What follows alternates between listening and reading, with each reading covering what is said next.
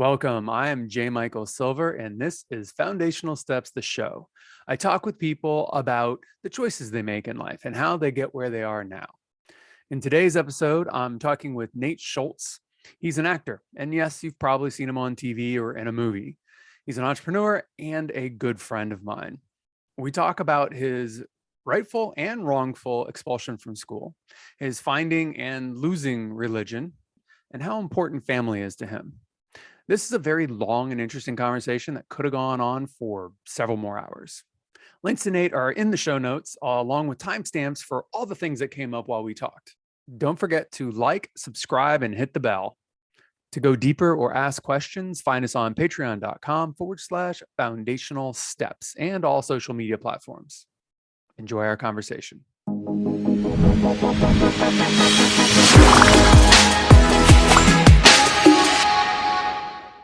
Having our background and experience, I'm curious. I would like to go back. I've heard you talk about your childhood as a Christian, as a religious person. And religion can be the most amazing thing. It can also be, a horrible thing, depending on who the leaders are, how it's done, and everything else. So how it's interpreted. How it's interpreted. Yeah. So I'm assuming, because you were pretty diehard Christian, hardcore up until college. So what was that experience like? And it must have been positive. There must have been a lot of wonderful things. And feel free to go into some of the negative things as well, but come at it. I'd love to hear at the time, your perspective at the time, not in your hindsight, with your years of wisdom looking back.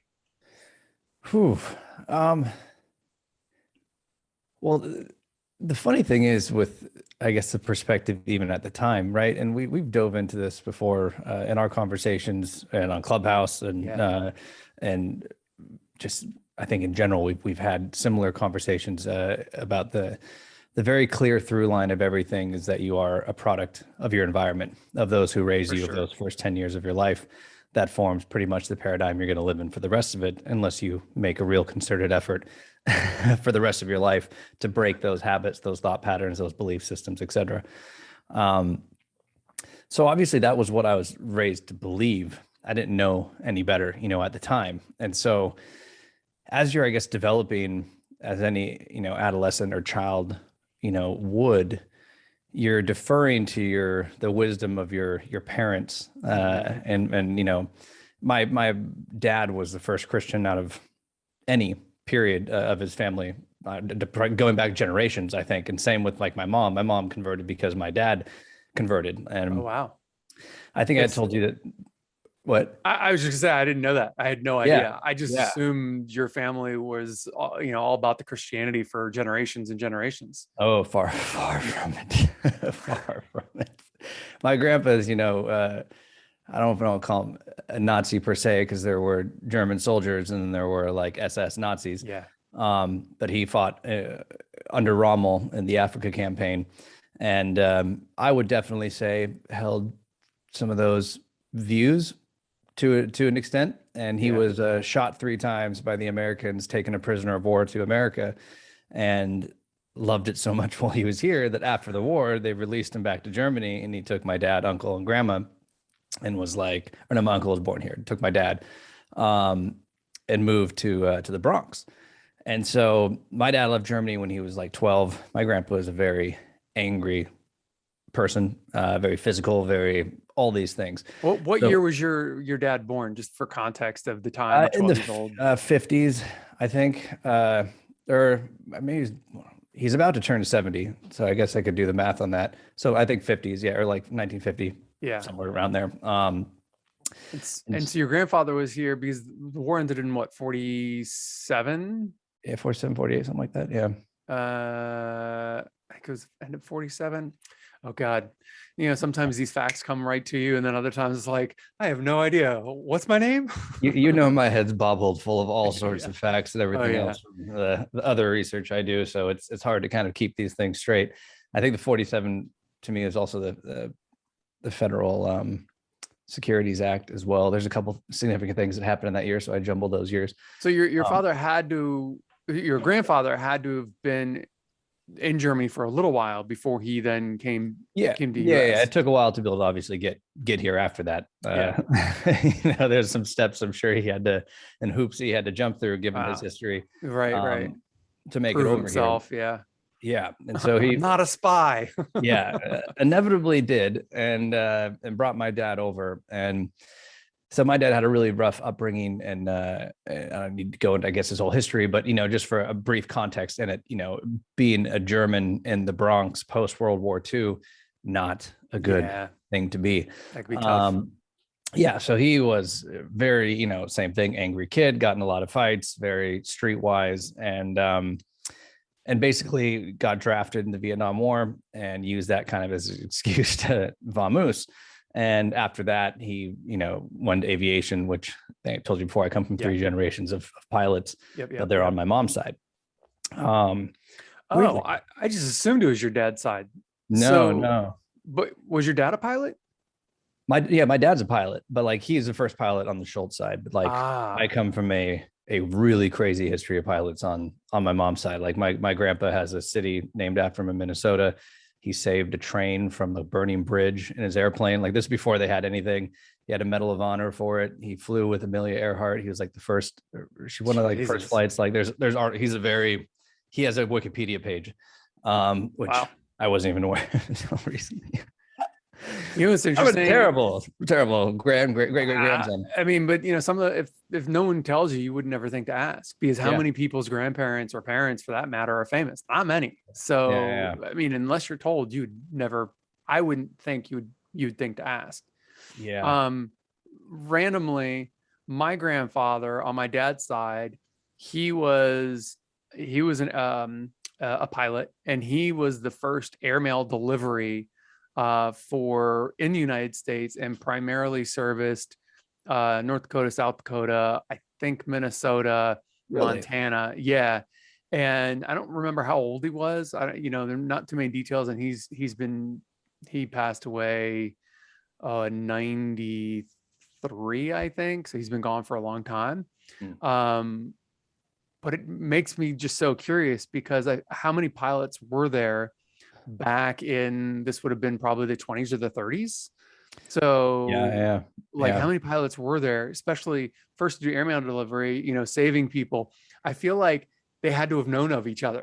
You know what I mean? I guarantee you they did. Yeah. There'd be no way. It's too small, like a circle back then. I mean, that was like flying when there was barely any airplanes, flying without navigation, going by like the rivers and train tracks and like mountains and like, it was a different. They had to have known each other, or known of each other at least. Yeah. Which is wild to think about, that possibility. And then here we are. Yeah. Right. Here we are, generations later. Anyway, I mean, I digress. So he basically then, went to aviation, found God, moved west, met my mom through my grandpa, who's a pilot. They met at an airstrip. My mom worked at, I think she worked at a diner there on the airstrip, I think in the middle of BFE outside of Seattle. And, so, they met, converted. So that was how, I mean, any of that happened, but neither side of the family at all were religious by any means. I mean, outside of maybe, I mean, who knows, maybe some Germans of mine had, some form of Catholicism, or whatever may have been, but, it wasn't like it was with like my dad. And so, and as we all know, I say all this with love because I know everything my dad did. He did because he loved us, and he thought, he did the best he could with what he knew at the time. Yeah. He knew what he came from, and he knew he didn't want that lifestyle. And there's a whole thing with, my family on that side too. It's kind of wild. And so I knew he was trying to not make the same, mistakes and like, do better for his kids type thing and whatever else. But inevitably, the pendulum always swings. It never can go back to the middle. It's always like up here, and then it's like whoosh all the way to the opposite end of the spectrum. And so that's kind of what happened. But I was raised in that, and you don't know any better. And so naturally you have these questions growing up, as any child would, as you start to come in contact with the first notion of death, when you come into contact with what happens next, and start to really ponder those things. Which can be terrifying and scary as a kid when you really start, I think, unpacking the notion of death and for sure the afterlife. And then when you're told that, well, there's a heaven and a hell, and if you don't, believe in this, and you're not saved, then you're going to be spending eternity, which is a concept you can't grasp. And even now we can't grasp, as much as we try to, in torture and torment. Yeah.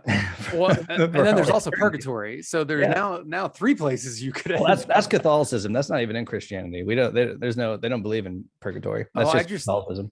Is that only so? None of the different sects of Christianity have a purgatory.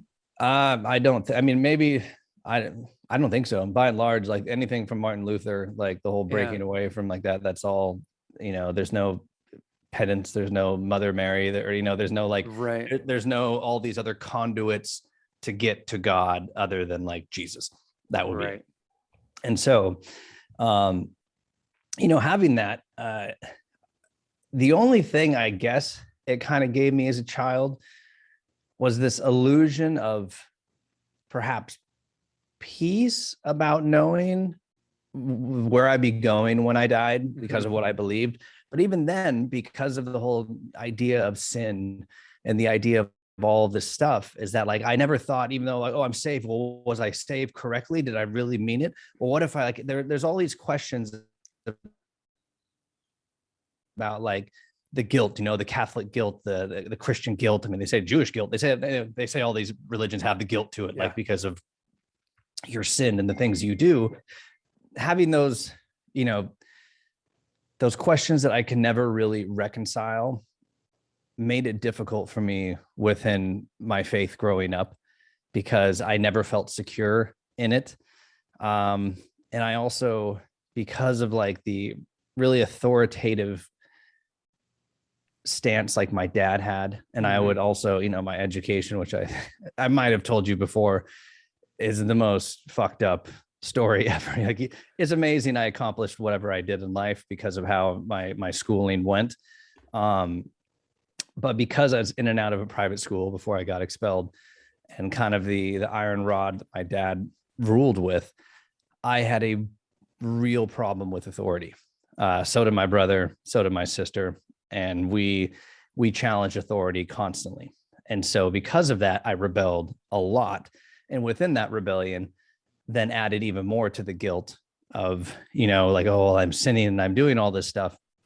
So that's interesting though, because all three of you have a need to rebel against authority. So I kind of feel like your dad's got to kind of take credit for that. I mean, if it was just one of you or two of you, it stems from that for sure. There's definitely, but I'm also grateful for it in the sense because most kids won't have the cojones to, especially to a dad like, mine growing up, like he's a scary man, to stand up and like, and actually rebel and take those licks and be willing to, question things, right? Where this is the problem with the world we live in now. Nobody's questioning anything. People are sheep. They're just going blindly to whatever the authority tells them. No, there's one. No, there's one younger than me. So your sister's younger and your brother's older. So you're the middle? No, I have a younger brother too. Oh, there's four of you? 4 of us. Yeah. Oh God, I always thought it was just the three of you, your sister and your older brother. Yeah, no, he doesn't come down as much. Okay. We're close, but he just doesn't make the trip as much as they do. That's funny. All right, fair enough. Is he also rebellious in the same way, or do you think your father had changed some of his tactics by the time he came around? No, to quote a hilarious Bible story, it's Old Testament. It's Joseph in his coat of many colors. I don't know how familiar with Judaism or color. Yeah, the technical. Yeah. So we called him Joseph because he was the favorite child, and he was the youngest. And so, we always use the analogy that, Amazon rainforest was what we were born into. And my brother went through with a machete, chopping down, the brush. My sister bulldozed it. I paved it, and Nick rode on it with like, a Ferrari and enjoyed life. And so he was very smothered by my mom. Like he had like a speech impediment and like a slight learning disability when he was a child. So it made it, not that it was anything he couldn't overcome. And obviously he did, but that, led to him, I think, being pampered and babied more, which then made us resent him because we were always in trouble and whatnot. And, or at least me anyway, like at a young age. And, he had it. Go ahead and finish that thought. He just had it a lot easier than we did. That was all. So I'm curious though, obviously now, as an adult, I know you well enough that you're pretty intentional with what you're doing and you make decisions, one way or the other. So when you were that age rebelling in like, teenage years, were you consciously rebelling, or was it like when you got in trouble or when you were questioning things or when you were talking back to your father, did you see the injustice and you were like, I can't handle this, I can't stand for this, I have to say something? Or was it more of an instinctual element, from just the upbringing and the survival, what it took to survive in your family kind of thing? Yeah, that's a good question. I don't know how in tune I was back then to really put that together, but I do, remember glimpses of things feeling unjust to me. Yeah. And that would be my plea, as I would be rebelling, to no avail because it didn't matter. It was like, do what I say, type of thing. And so that was like part of it, but I think also, some of it was me wanting to fit in with my older brother and older sister, who, old brother is 4 years older than me, and my sister was 3 years older than me. And I hung out with them and their friends, which Yeah. is why I started smoking weed and drinking when I was 10, because I was hanging out with them and wanting to like, fit in. And so I guess to get back, I guess kind of to the initial question, because there's so much in my childhood that happened that really molded who I am today, and I'm sure because you know me well that a lot of it makes total sense. Yeah. But the religion thing kind of was funny because I really rebelled against it. I didn't like going to church. I didn't like any of that stuff as a child. It really wasn't until late high school and college actually that I really kind of found my faith, if you will, where I kind of stepped into it as an adult. And I So then, why though? I mean, what, and part of this comes from me knowing you. yeah, And part of this is also the reason why I'm curious is because I feel like so many people go through their life. I mean, I told a friend of mine, he's a writer, he's a TV writer or whatever. I think you might know him, Roger. But I told him, I was like, we should do a documentary on the fact that every single person on earth has been brainwashed by their family and their community, whether they like it or not. And then they have to deal with, this indoctrination that their family puts them through. And, some people are gay, some people are atheists, some people, go from Muslim to being Jews to being Christians, or whatever. mm, And they do these transformations because of whatever resonates with them as they explore the world. But most people just accept whatever they're born into, like you talked about earlier, and that's just kind of their world. They're Christians, they're Jews, they're born into family of doctors, and they're going to be a doctor, and that's their path. mhm. So like, did you, first off, I guess, did you know that your father was the first in a long line to take on the mantle of being a Christian?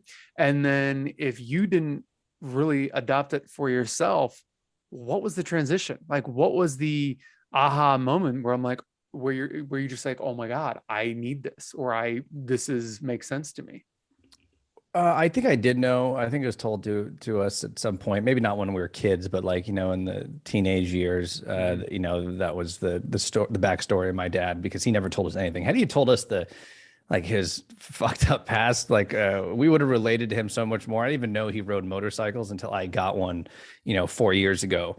And Wow. like, and he was crazy with it. Like he lived in the Midwest for a while, like, and he was like dirt biking and doing like all this stuff. And I'm like, how much more relatable you would have been to me, like as a kid. And like, instead of telling us not to do all these things when you yourself did them, like, and I get it. That's always the thing. Like, if you're a wild child type thing, then you tend to be the one, you become a parent who like tries to make sure your kid's not, and then they turn into one anyway because you Yeah. smother them. But no, we didn't really know that as much until I think, the teenage years. And I think the reason for me finding, my faith in a meaningful way when I did had to do with how broken I was, how Mhm. lost I was, and how fucked up I was. Yeah. Like I said, I started smoking weed, drinking, smoking cigarettes, and all this stuff at the age of 10, and was expelled twice. I From rebelled junior like, high and high school, or what were the yeah, schools? Yeah. I technically grade school because the private school I got expelled from went to sixth grade. And So I that would got have been like expelled. 11 or 12 years old, and then you go Yeah. into junior high after that. Yeah. And then high school, I was expelled, but then reinstated as we hired lawyers because it was bullshit. But it was a targeting thing of something I had absolutely. I mean, of all the things I could have been expelled for, and there were many, they tried it on something that I had nothing to do with. Literally had nothing. Wasn't even there for. And so it was a whole thing. But then I got reinstated like 2 weeks later. But yeah, I feel like that kind of thing is more common than not. They get you for what they can, not what they think they might be able to. they couldn't even get it because I Yeah. wasn't even there. Yeah. I Right. wasn't even at the event, and I was like, "You guys are idiots." And the thing that they actually got me for, you want to? I mean, it's bad now. This is how funny, like how far these things have come. They tried to say it all had to do with this volleyball game, and all the football players. We would normally go to the volleyball games or the basketball games post football seasons. That was when we could get in fights, like all the fights we couldn't get into during football season, all the beef we had with other schools, that would happen at the basketball games we go to, and then get in fights in the parking lot. And and so the volleyball games though, we go obviously because of the girls. And a bunch of them went to like this game at a rival school, and like we're just being high school jackasses, and we're like talking shit to the girl players who are out there, and they're like, "Hey, 22, it looks like you shit your pants," like blah blah, like dumb stuff like that. Naturally, the dads there got pissed, tried fighting a couple of like the students. The dads were trying to fight the Oh yeah, students? no, they did fight them. Yeah, Classy. and All right, in the fair parking enough. lot. Yeah, and I wasn't there for this. But then we had the district lawyers come in, and they talked to the whole football team, and they were like, put everybody on notice that like there's zero tolerance for anything going forward. Like, we can't stop you from going to these games, but you shouldn't. And if you do, blah blah, we're watching you and everything else. So naturally, we went to the next volleyball game without question. We're like, yeah, whatever, we're gonna go. And I was there sitting with one of my best friends, a couple of my best friends actually, but one of them by the same name as Nate, which was funny, and his mom, who and his sister was playing in the game, and they went to church with me. We went to the same church, and she comes in, and I go, "Hey, Mrs. A, there's a seat right here for you," and like just patted the seat next to me, like, "Come sit with us." That was it. And then like his sister, whatever her number was, like 32. I was like, 32, looking good. Hey, 32, 32, like looking good. Like you would cheer anybody at a sporting event type thing. Sure, yeah. And the security guard, who was a pothead and my former wrestling coach and hated me because I stopped wrestling after 2 years in favor of football, he basically went and told the administrator that I was sexually harassing my best friend's mom and a volleyball player who was also my best friend's sister. And so without questioning them, on behalf of them, they accused me of sexually harassing my best friend's mom and his sister, who were clearly close to me and went to the same church. And they expelled me on his word, saying that like sexual harassment, the person who's harassed has to come forward.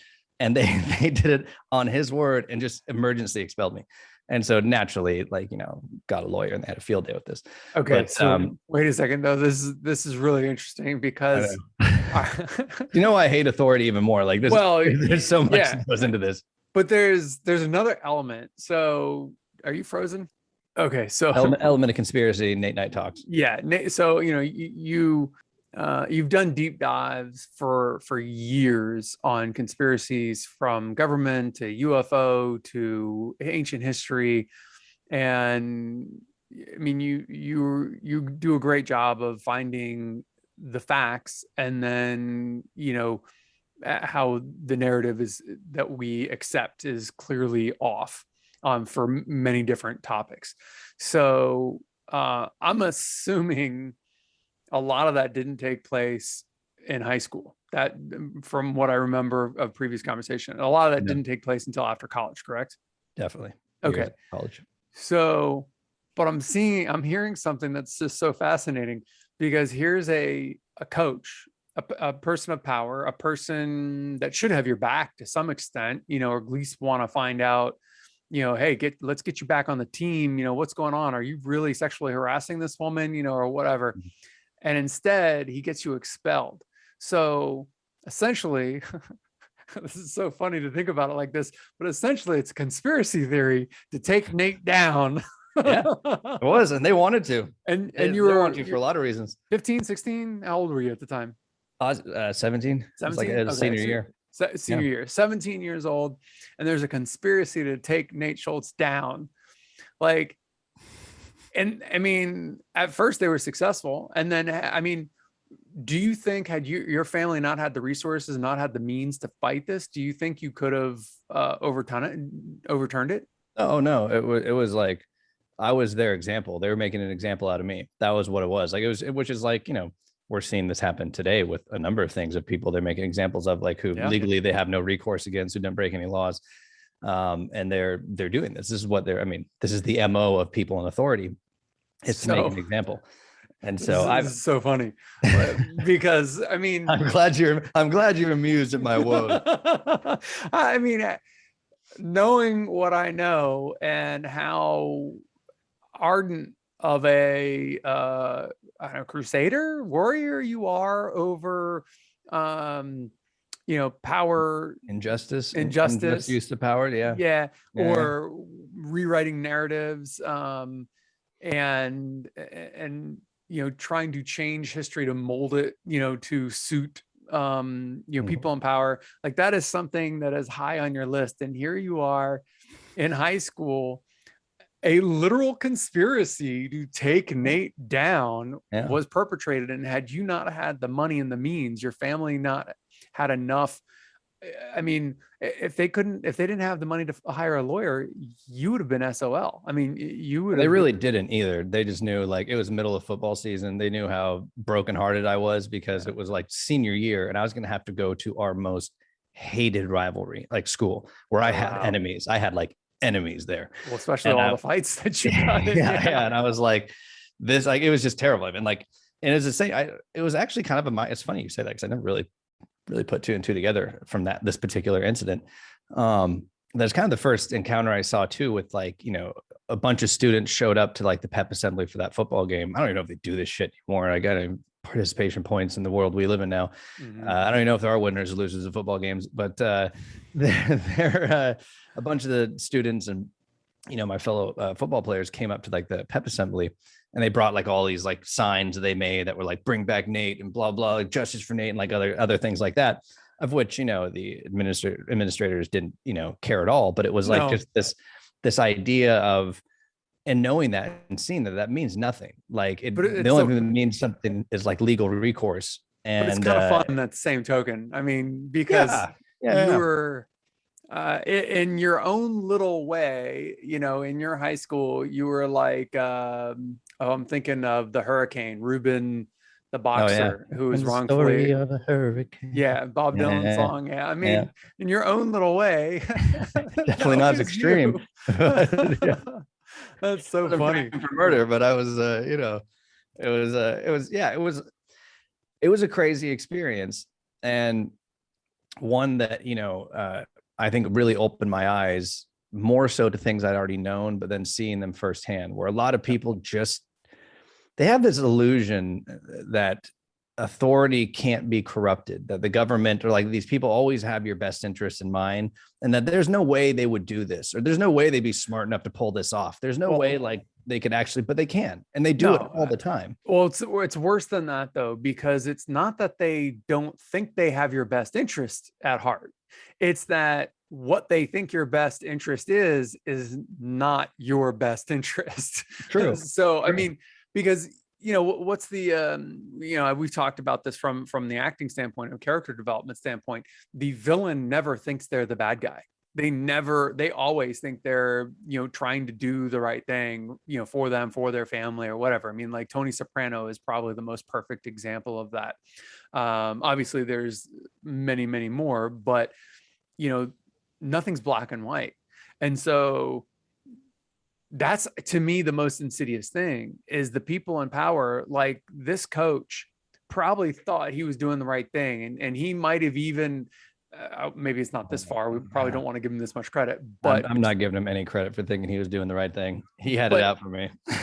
but he Just like probably I is did. like he probably had it out to you because he's like, got to put this kid in his place.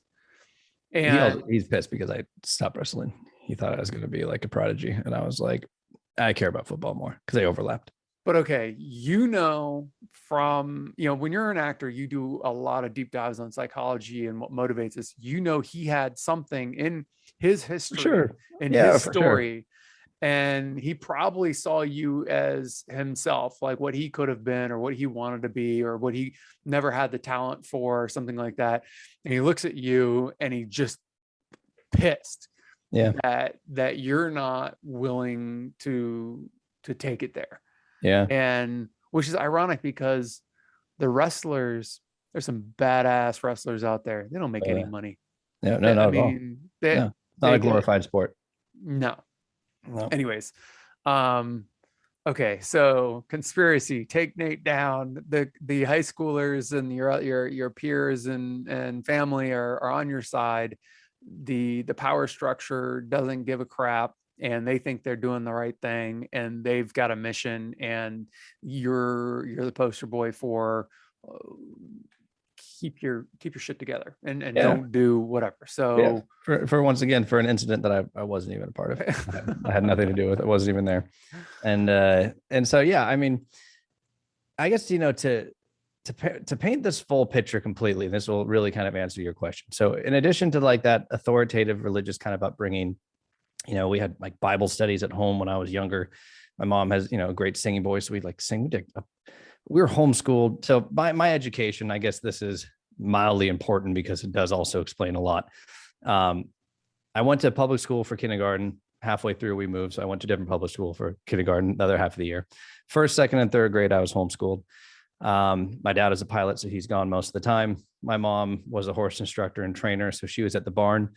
Love these animals more than us. And she I'm saying that half jokingly, obviously she loved us, but like it was clear, like, I'm like, okay, what you felt is what you felt. And at the time, yeah, we didn't realize at the time, I think we're a little too naive. And then growing up, we're like, wow, like you left literally like 3 kids at home.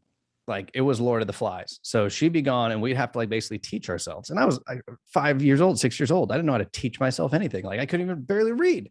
Right. And so like, I didn't learn anything for those first 3 years of like homeschooling. And it was also like a Christian homeschooling. So like with a curriculum that was kind of also based around that. And it was really brutal. Like it was Lord of the Flies at home. And I was like picked on mercilessly by my older brother and sister. And if I would try to, tattle on them, like they would team up, be 2 against 1 and like, their word against mine type thing. And then when my little brother came along, I would then try to exact my, big brotherness like they did on him. And then they beat me up for picking on him. And so like, I couldn't win no matter what at that time. And after 3rd grade, they decided they were going to put us into a private school, which was also the church we went to. They had it was a big church and they had like a private school there as well. So went there and it went from like, I didn't learn anything and I felt it those first 3 years. I felt really stupid. I felt like because anytime we'd be learning things, I wasn't learning anything and I didn't understand it. I knew I didn't understand it. That made me feel really shitty. And I went to this private school then. They're like, well, your kid doesn't know anything, so we're going to hold him back. So he's going to do 3rd grade over. And I'm like, cool. That just affirmed the fact that I felt I didn't know anything. Yeah. And it was like, corporal punishment type school. I was, that was all like dress code. It was all these things that just robbed me of, first off, like my innocence, like my youth of wanting to be able to express myself, to be able to like live. And I was facing that authoritativeness at home. And then I would go to school and I'd face it there. And the principal would have permission, Mr. Carter, still remember him, to spank me with the giant board that he had. Jeez. And like, it was and that was like 3rd grade where technically 4th grade, but like it's held back, where it really like this started to manifest in a really negative way for me. Like, and I became like very depressed, like manically so. and started my rebellion. And so the next year after third grade there, I went to a public school. So only 1 year in that private school. I went to a public school, then skipped fourth grade, went back into fifth grade, the grade I should have been in. So the last year of grade school with kids who've already been together for 5 years, I come in as the outsider and picked on, like, the popular kids, like called a freaking loser, like all these things that, just the typical bully mentality of how ruthless kids can be. And I was like very rebellious at that time. I had like the Kurt Cobain hair, like it was the very Nirvana grunge era. And that rebellion had already like started, and I was already like, acting out. And so after 1 year public school, they then decided, oh, we got to put him back in the private school. So the next year I went back to the private school. They tested me again. They're like, nah, he's dumb. We're holding him back. He's doing fifth grade again. Jesus. So I got held back again, did fifth grade there. And the rebellion, the depression, all this stuff only got worse. That was like, the time I started drinking, like smoking weed and like trying to party, hang out with my older brother and older sister. Stayed there for sixth grade. And by sixth grade, I was like a cutter. I was like, it was a mix of grunge / goth for me at that time, like skater goth. I was all sorts of weird things. And, and it hit this point where I knew that I would I didn't have the courage to kill myself, but like I was at that, I was just so low and I didn't know what to do about it. Yeah. I didn't know how to stop it, how to fix it. And all I was inundated with like this authority that was around me everywhere I went, telling me what I could and couldn't do. This indoctrination of faith that made me feel like I was even shittier of a human being because I wasn't living up to these things. I didn't fully understand them anyway. And so I finally was like, the only way out of this is for me to get expelled. And I basically drove a teacher insane. So I had to switch sixth grade teachers to the other sixth grade teacher. I was just a terror in the class. Like she couldn't manage me. Like I was like, she literally was like, she couldn't handle me anymore. And she's like, you have to get him out of my class. And so they switched me. So just give me like 2 examples of the things you would do to unnerve her. Oh, I don't know, man. Anything. I just, I was always a class clown. So I was always a class clown. So I was performing like all the time, trying to get attention, validation, like in any way I could, because I was deprived of it big time. Mm-hmm. There's one of the only things I think that made me feel good at the time was that. And, so just like acting out, getting in trouble, getting in fights, like, I was just always in trouble with her, like to a point that I was a big disruption for the class and she couldn't reel me in. So I then went to the other sixth grade teacher's class and I was on thin ice at that time. They told me. And so I showed up one day with like a collage I made when I was like a big time snowboarder, wakeboarder, skateboarder, punk at this time. Like I was on a board all year round. Nice. And I had like these snowboarding magazines and like, it wasn't even porn, man. It was literally a snowboarding magazine. Like, and there was some chicks on the mountain with like a snake on them wearing no top, but their nipples were like, starred out. So it wasn't even like, it was just like pictures in an actual snowboarding magazine. It was suggestive. Yeah. Like, yeah, but it's all like fuzzed out. Like, and I cut these out and made a collage of them and glued them to like a piece of construction paper. This is sixth grade or? Yeah, well, technically seventh, but yeah, sixth grade. Okay. I was still held back. Right. And I was like showing this kid in the back of class, like my little collage that I made. And then like we had a substitute teacher in that day or whatever. And this kid was a clown and like the one who would tattle on you type thing. And he was like made some, like sound in the back so that like the teacher's like, what are you looking at back there? And that was like the last straw and they expelled me. And I remember that day clearly. I was terrified of what my dad was going to do for one. Yeah. I knew I was going to be in so much trouble, but I didn't care. I was so unbelievably happy to be out of there that the consequences didn't matter to me. Yeah. I know I've heard you say that before. No, I didn't know anything about the collage or anything like that, but yeah, that was the final straw. Yeah. That was all. I mean, the collage is just, it's one of those dumb things. It's like, you're telling me you've got a problem with kids looking at this, yet this is a magazine that anyone can get at any age and it's anywhere in any drugstore. It's like, what kind of puritanical crap is this? Like we need to. Oh yeah. That was pornography to them. It was pornography. That was what they called it. Like you brought pornography to school. And I'm like, it's unfortunate.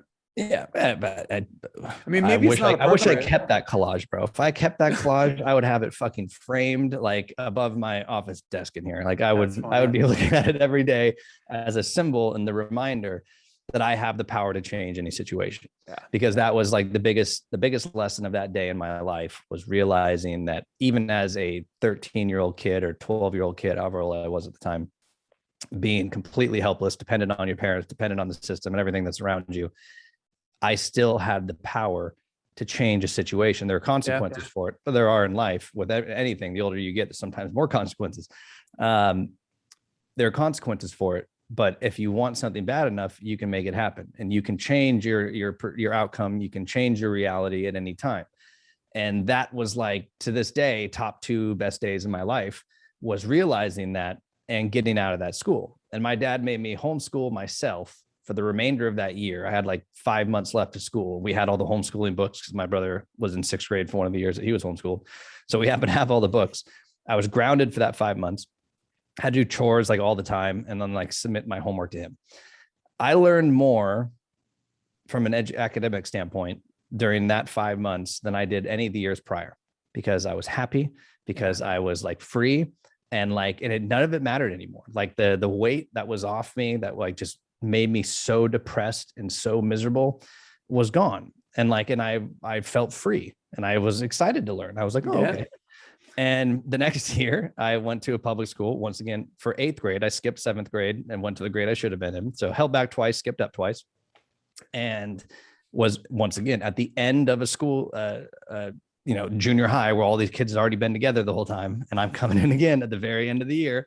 So same type of things, still like skater punk, got in a lot of fights, talked so much shit about jocks. That was a hilarious thing, man. I hated jocks. Like I was so anti, all of that stuff. And then I gradually, as I was coming out of the rebellion from everything from school and everything, my dad, I cut my hair. Like before I even went to that school, went from like here to like short and frosted tip M&M-y, like it was I was gradually cleaning up my act, like myself, like as I came out. And you were doing this because you just wanted to have a different, you wanted a different reaction from people, right?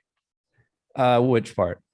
The reason why you're cleaning yourself up and cutting your hair. I don't know. I But suddenly, your parents weren't saying, "Hey, cut your hair." Well, they always wanted me to cut my hair, but like, Sure. it was just like I didn't want to be an outcast kind of anymore. Like I was done feeling like I wasn't good enough. I was done. Like, it was just like all these other things were for attention. They were to rebel. They were to like be a middle finger to the system. I mean, I went to that private school once wearing a shirt that I got at the Saturday market in Portland that said "smoking pot makes you I forget," and then I was suspended for that because I was like, my parents didn't even know I had the shirt. I put it in my backpack because I bought it at the Saturday market. My brother. Oh God. And so like, still remember that shirt to this day.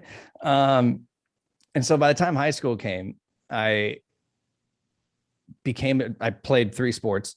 I stopped skateboarding. I had like a whole new different group of friends. I was on the honor roll. And I started working at the age of 15. I wasn't even technically old enough. My sister got me a job at Pier 1. Nice. So I'd worked my entire life because, once again, my parents never gave us anything. Like, it's not like we didn't have money, but we lived like we were poor. Yeah. And so it was, if I wanted anything, I had to buy it. And so, which is also a part of you work for things you get, which I'm grateful for this to this day. Yeah. To have work had ethic that is important, but I mean, there's also this idea in America that, we have to work and work and work and work and work and work and work and work. Vacation, what's that? Yep. And maybe, in America, you get 2 weeks, maybe you take that 2 weeks at the risk of losing your job because you've got to work. I mean, that's the American culture, really. And I don't think it's okay. Like, I just don't think that's how humans are meant to live, Yeah, unless we're under tyrannical rule. Like, that's right. how we've been programmed to live for many millennia, is because of the people in power who force people to work that way, like at their disposal. Well, I mean, not to go off on too much of a rabbit hole, but you read the book Sapiens, right? Mm-mm. Oh God, it's such an amazing book. I can't think of the author's name. Yuval something or another. And it basically tracks the history of sapiens. So it tracks from hunter-gatherer to agrarian, to the building of societies, and it just tracks everything. And it's an anthropological sociological book, and it's incredibly intelligent. Definitely one of my top lists of books from understanding the human condition, you must reads. But he very innocuously and simply slips in there when and I'm not going to remember the words, so but the idea is he just innocuously and effortlessly slips in the concept that the plant wheat enslaved the human race. So a plant, wheat, enslaved the human race because wheat is an incredibly um fastidious, like it's probably it's difficult, like to cultivate it and to get it to grow. It requires a lot of attention, a lot of water, and a lot of kind of curation of everything to get it where it needs to be. And obviously you and I know that wheat also is prone to getting fungal infections from ergot, Yeah. which also happens to be a psychedelic. For that. But he Yuval, anyways, he slips in this, like the human race was enslaved by a plant. And you're just keep on reading or listening or however you take in the book. And you're like, yeah, of course. Yeah, we were enslaved by plants. And you keep on going and you don't think anything of it. There's no deep dive on it. There's no explanation of why. It's just like this happened. And once the humans were enslaved, then life changed. We went from, working a few hours a week, hunting, gathering, very leisurely life, very communal, very, whatever, to working 12 to 15 hours a day. And ever since then, the Western world is a 15-hour a day, 10-15 hour a day society. It's like you just go, go, go, go, go. It's basically the advent of agriculture in general, pretty much, because that was really what changed everything. Right. Right around 12,000 years ago. And which now historically we know Göbekli Tepe and the other tepes, and they were doing psychedelic ceremonies and everything else.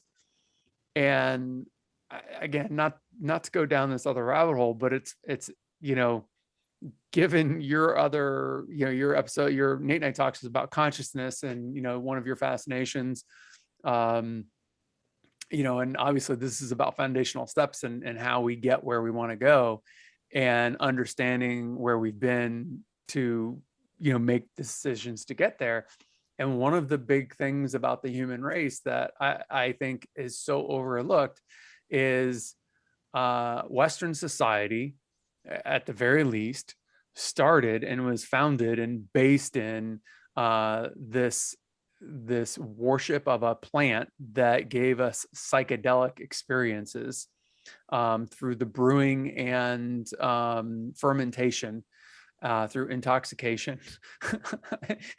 And it would basically, the alcohol component wasn't very high alcohol, so it would relax you enough to then go into this wild psychedelia experience and meet God and other entities. And now obviously not all of that is in Yuval's book Sapiens, but he just works it in so simply, and then he leaves it to the Terence McKenna's and the Brian Marescu and all the other people that are now, yes, exactly, Terence, there you go. Terence McKenna. Okay. And what is that, a chemical compound of dimethyltryptamine, or that is, yes, yeah. That's exactly what that is.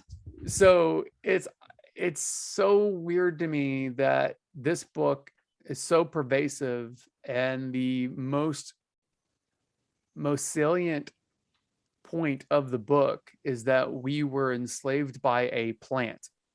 We changed our entire work ethic, our entire civilization, our everything because of this plant.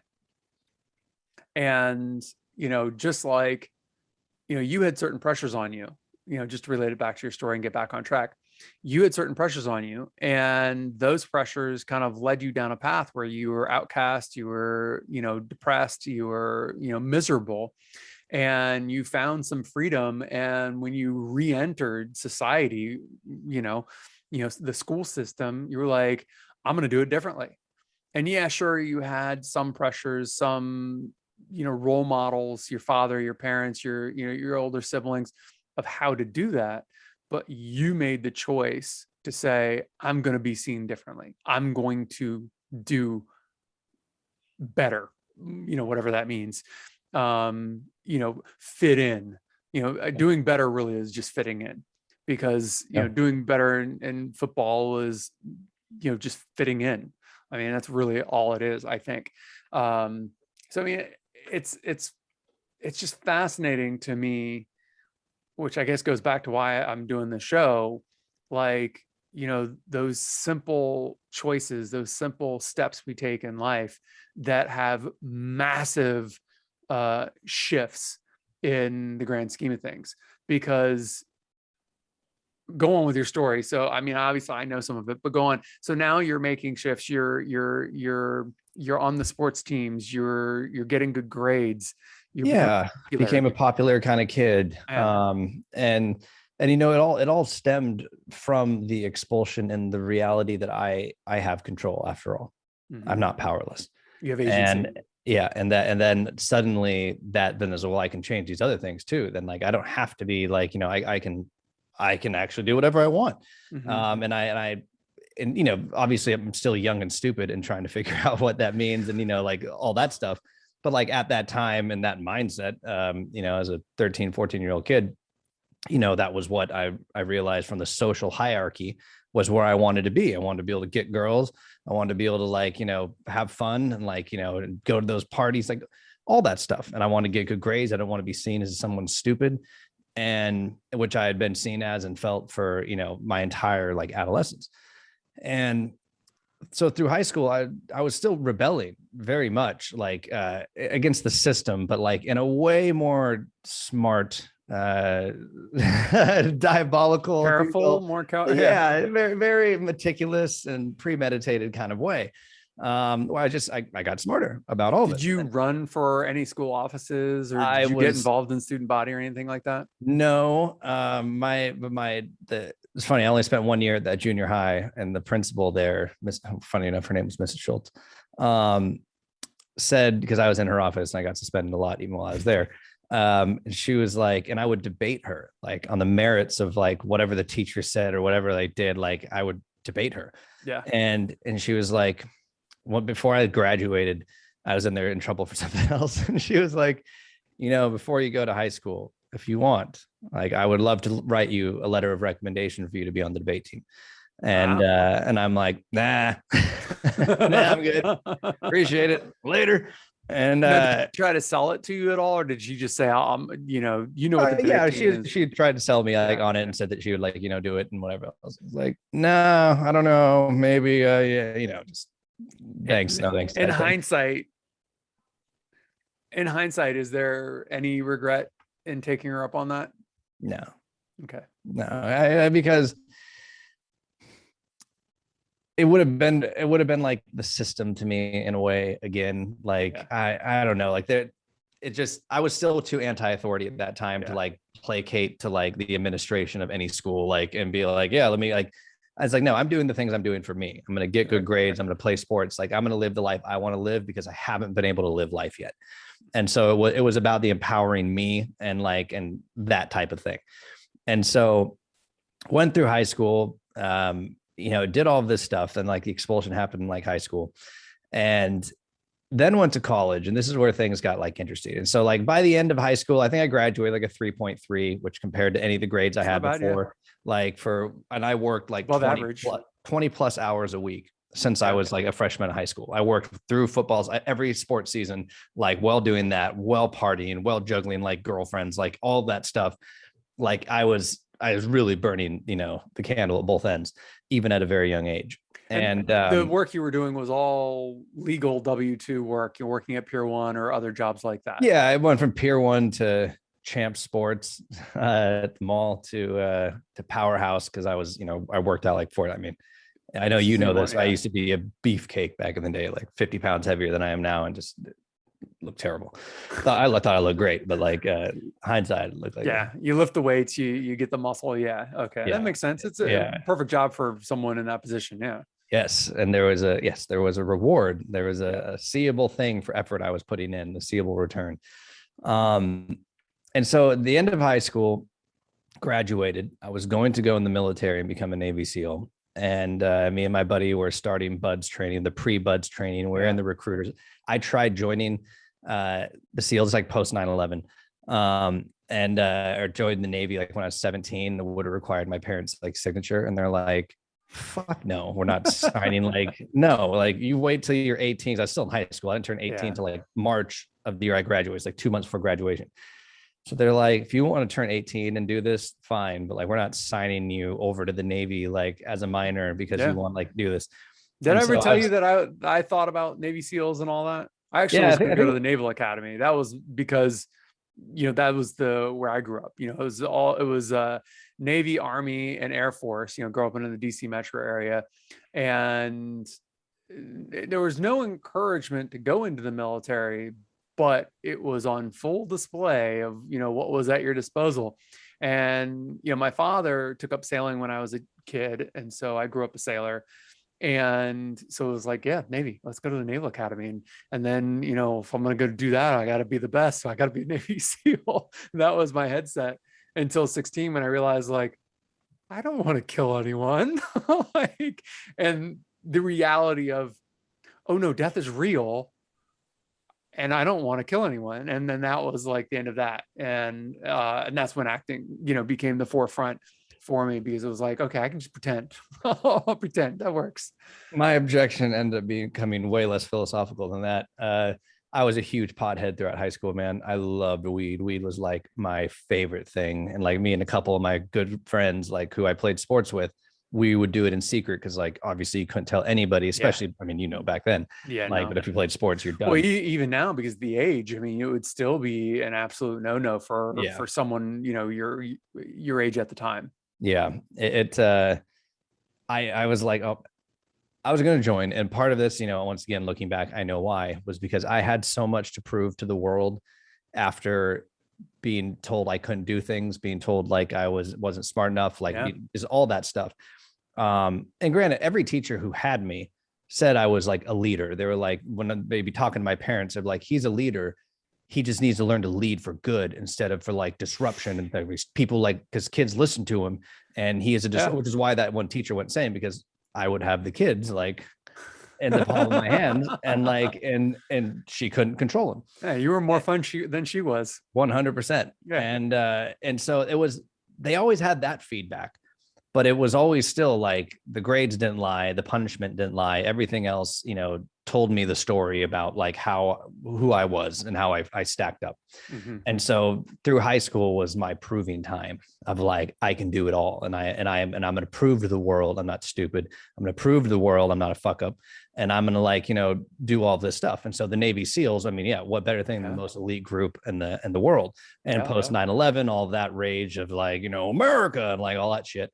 And so once the funny thing, I think I told you, if you would have told me back then that like the two towers, the whole thing was a conspiracy or an inside job, I would have been so angry. You would have been like, you unpatriotic, like, oh, that was so me back then.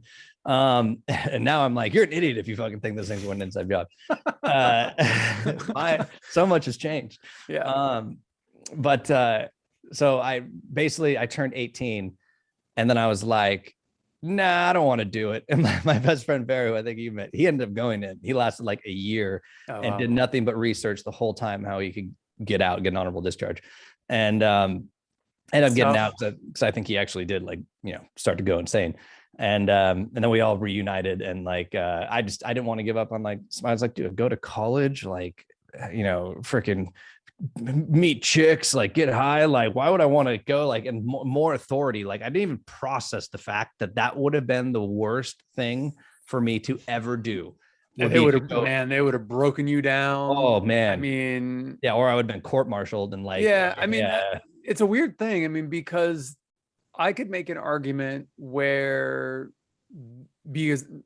and you've got to know this, and I mean, I knew this from growing up around these people. They've understood human psychology and motivating factors for decades and decades, and they know how to crawl inside your head and own you.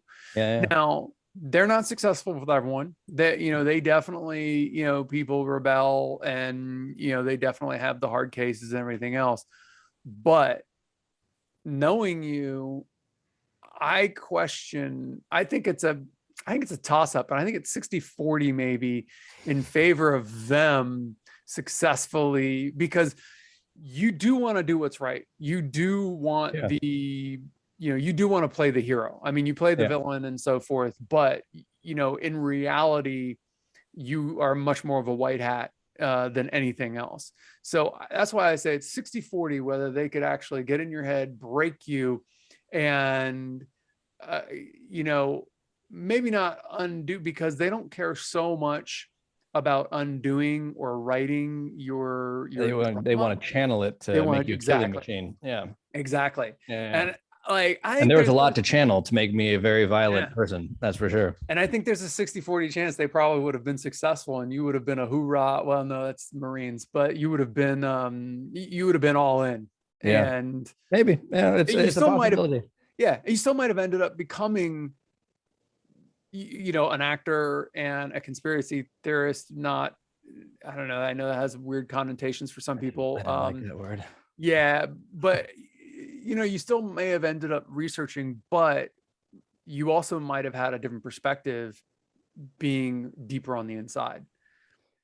Maybe. I mean, that's just the crazy thing about life, right? I mean, if there's so many points in life where we went right, and if we would have went left, like everything would have been different. And like I was at that point, because I was coming into like my faith. And so you asked me kind of like at what made it happen at that time. Right. And it was because obviously like how broken I was as a person, but also because it was a choice I made, where it wasn't being forced down my throat by the school, like by my dad. It was like, I'm an adult now, and I've started to see like how a lot of these principles are true, because there's a lot in religious texts that is 100% accurate and true as far as philosophy goes.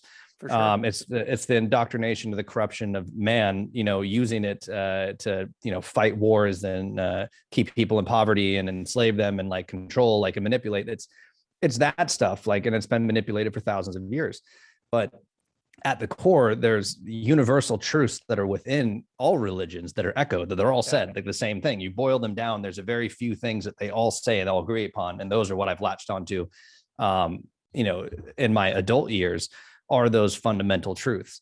And so I found it at that time because I arrived at it, which I would have thought at that time on my own, even though it wasn't. It was still a result of who raised me, and like that was all my default was. That was all I knew. And went to college, and I ended up going to the community college, and I was going to transfer to UW after that. And then that was a time that my mom walked out, family kind of like fell apart, and like I was in a super dysfunctional relationship with this chick for like 4 years at the time, like the epitome of tumultuous and unhealthy. But like you stay in it for 4 years, like as you're dumb and young and like, and I'm in love, like you don't know anything else. Yeah, you don't know anything else. And she was super hot, and I was like, oh, this is the best thing ever. Like, yeah, the best decisions are always made when she's super hot. Yeah, he's super hot. She's super hot. Like those are the best decisions always. Never. And so like at that time, I started doing a couple bodybuilding competitions like freshman year, because I didn't play sports anywhere, and I was just like super beefcaked out, and I was still just like a pothead doing all these things. I started experimenting with mushrooms freshman year in college, and I was in this town though, and where I grew up was like a black hole to me. And like, it was the next thing to me that I had to get out of. It was the next thing keeping me back. And this is Vancouver. Yeah, Vancouver, Washington. Right. Like in my mind, it was the thing that like just it was incestuous, very much like, and I couldn't deal with that, like, because you can't escape your past. You can't like the people still know stuff, and like here I am trying to be a new great version of myself and like do all this stuff, but all of my history is there, and I had these big aspirations to do like, whatever. And like, and after I, bailed in the Navy, then it was like, oh, I'm going to go become an anesthesiologist.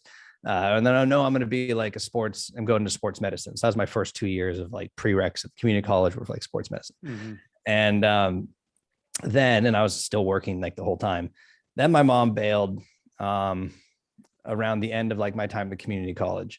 And when she did, basically my dad, because he, was gone all the time, wasn't gonna be able to get custody of my little brother. My little brother obviously was not going to go with her. Like she went AWOL at this period of time. And so I had to stay local so he could fit, because otherwise I had to be an adult in the house for him to finish like high school. And now, did you make that choice? Were you asked to make that choice? Like how did that come about? I don't really remember. I just feel like it was just the thing that I knew. Foregone conclusion. It just had to be done. Like it was. And at that time, like me and his relationship started, it was like getting better. We didn't have a good relationship growing up. I really loathed him and he loathed me, I think, as kids. I was really close to my older brother and sister. Yeah. But like, out of that. And so I was like, okay, well now I can't go to UW, which is where I wanted to go. Probably would have joined a frat, as douchey as I was back then. So I was like, well, if I have to stay local, then like the only place I can go is like the brand new Washington State University satellite campus that like, which is actually bigger than Wazoo itself, I think, which is hilarious. But it had only been around like 5 years at this time, massive new facility and whatever, like right in Vancouver. And so I ended up having to go there. And so like, I was so depressed again. And this is like where I was getting into like my faith. And I was reading this book called The Purpose Driven Life, which is probably the book, funny enough, I've read more than any book because I read it so many times back then. Purpose Driven Life. Yeah. Who's it by? Oh, I don't know. But it's not a religious book. It's just it's a religious book. Oh, it is a religious book. It is a religious book. But like it was, but it wasn't like, it was all the context of like, Christianity, but like it was like picture like a self-help book. Yeah. Like done from like a Christian from a Christian perspective. Yeah. Okay.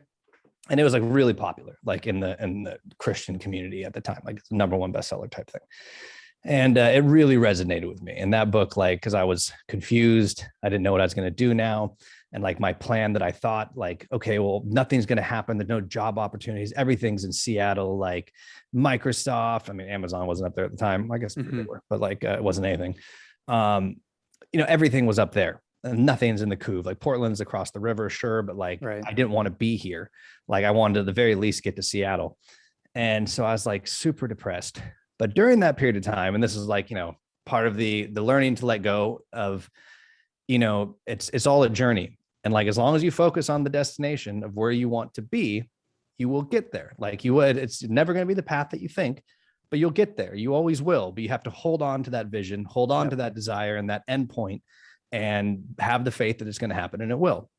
And this is the first real lesson in that, which ended up becoming the second best day of my life, was that I'd given up hope, and I was just like, all right, I guess I'm going to Wazoo, Vancouver, and started like, my degree in marketing changed, things that I'd been successful in business with other jobs I'd done. Mm-hmm. So I was like, oh, I'm going to go into marketing, and was in this class, like strategic marketing class or something. And the professor, this Canadian guy who just transferred there, was like, yeah, so there's this like professional or national collegiate sales competition thing like that 50 universities compete in. They send the top 2 students from each university from the marketing programs to go compete in this. And he was like, and so as a part of your major, you can also elect to get a professional sales certificate, which is basically would be like a minor, but like specializing in B2B sales and like the whole corporate sales structure of like that type of thing.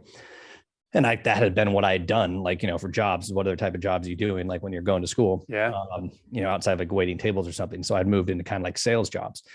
And so I was like, I heard him say that, and I was like, that's it. That's my ticket. That's my ticket out of this. Yeah. I went up to him after the end of the class, and I said, just so you know, I'm going to win that thing. I'm going to win nationals, and I'm going to take home the fucking gold. And because he said like 50 companies like sponsored it, like 50 companies, all the recruiters are there, the recruiters are the judges, and at the end they cherry pick the people that they want. And I was like, I'm gonna win that. And he was like, okay.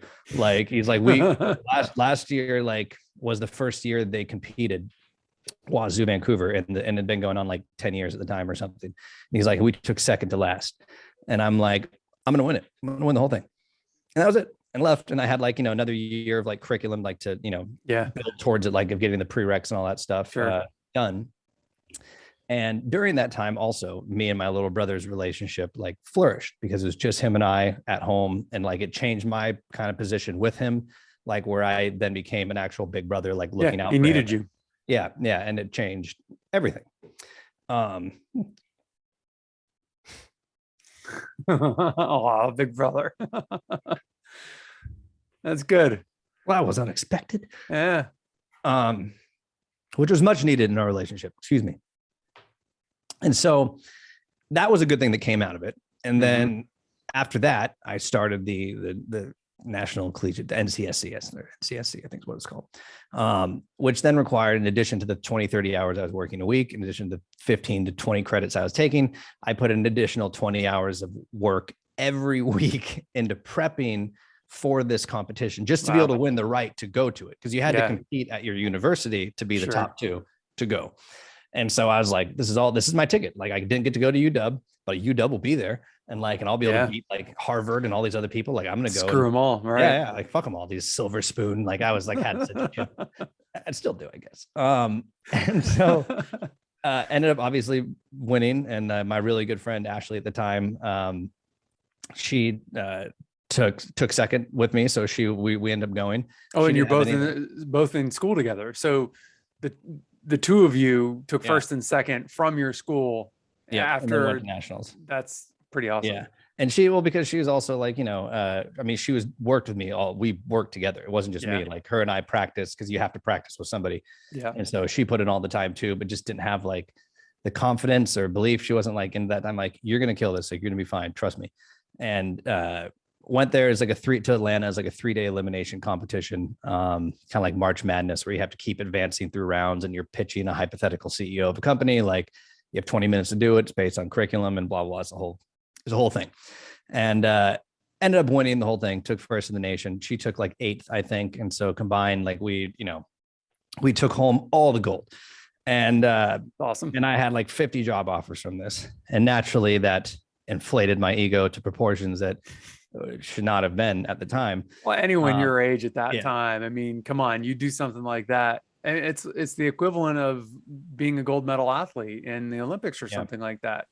I mean, all of the colleges, doing a sales and marketing type thing with legitimate companies coming after you. It's in some ways better than the Olympics, because the Olympics, you're lucky if you get any money for like sponsorship or anything, like, and you're still working a shit job, making shit money, trying to train yourself, 50 hours a week or whatever. So anyways, earned, maybe it would have been nice for someone to help you manage all of that adulation and well, the funny thing is at that time, like I got really close to my dad, who I didn't really have a relationship with growing up. Like, so like high school, like late high school, started to like kind of have a bond where I realized at that young of an age that I knew, as like, I even apologized for some of the stuff I did, because I realized like the type of kid I was. And I realized that like he was trying to do the best he could to like protect me and like,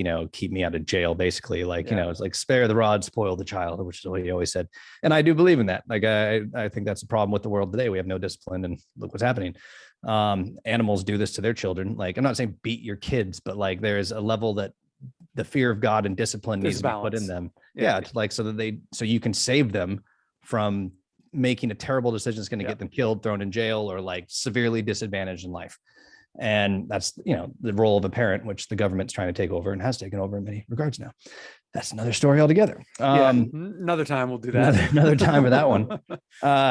But it was him and me started really kind of, and he became really much like, and he always was wise. He's a very wise man, like doesn't say many words, like, and he would always though, like sit with me and have really heart to heart talks, like as I was struggling with all this stuff back then, like in the confusion of what to do. And obviously we rallied around him when my mom like took off, and like it all of this like tragedy that kind of happened at that period of time really ended up being a thing that strengthened other relationships, and changed many things ultimately for the better. Like, all things in life, that's the perspective you have to have. Like, there, as we talked about in the room, it's neither good nor bad. It just is. And we can't put a label on it because we don't know what bad things will turn good, what good things will turn bad. And you ride with it and accept it as what it is.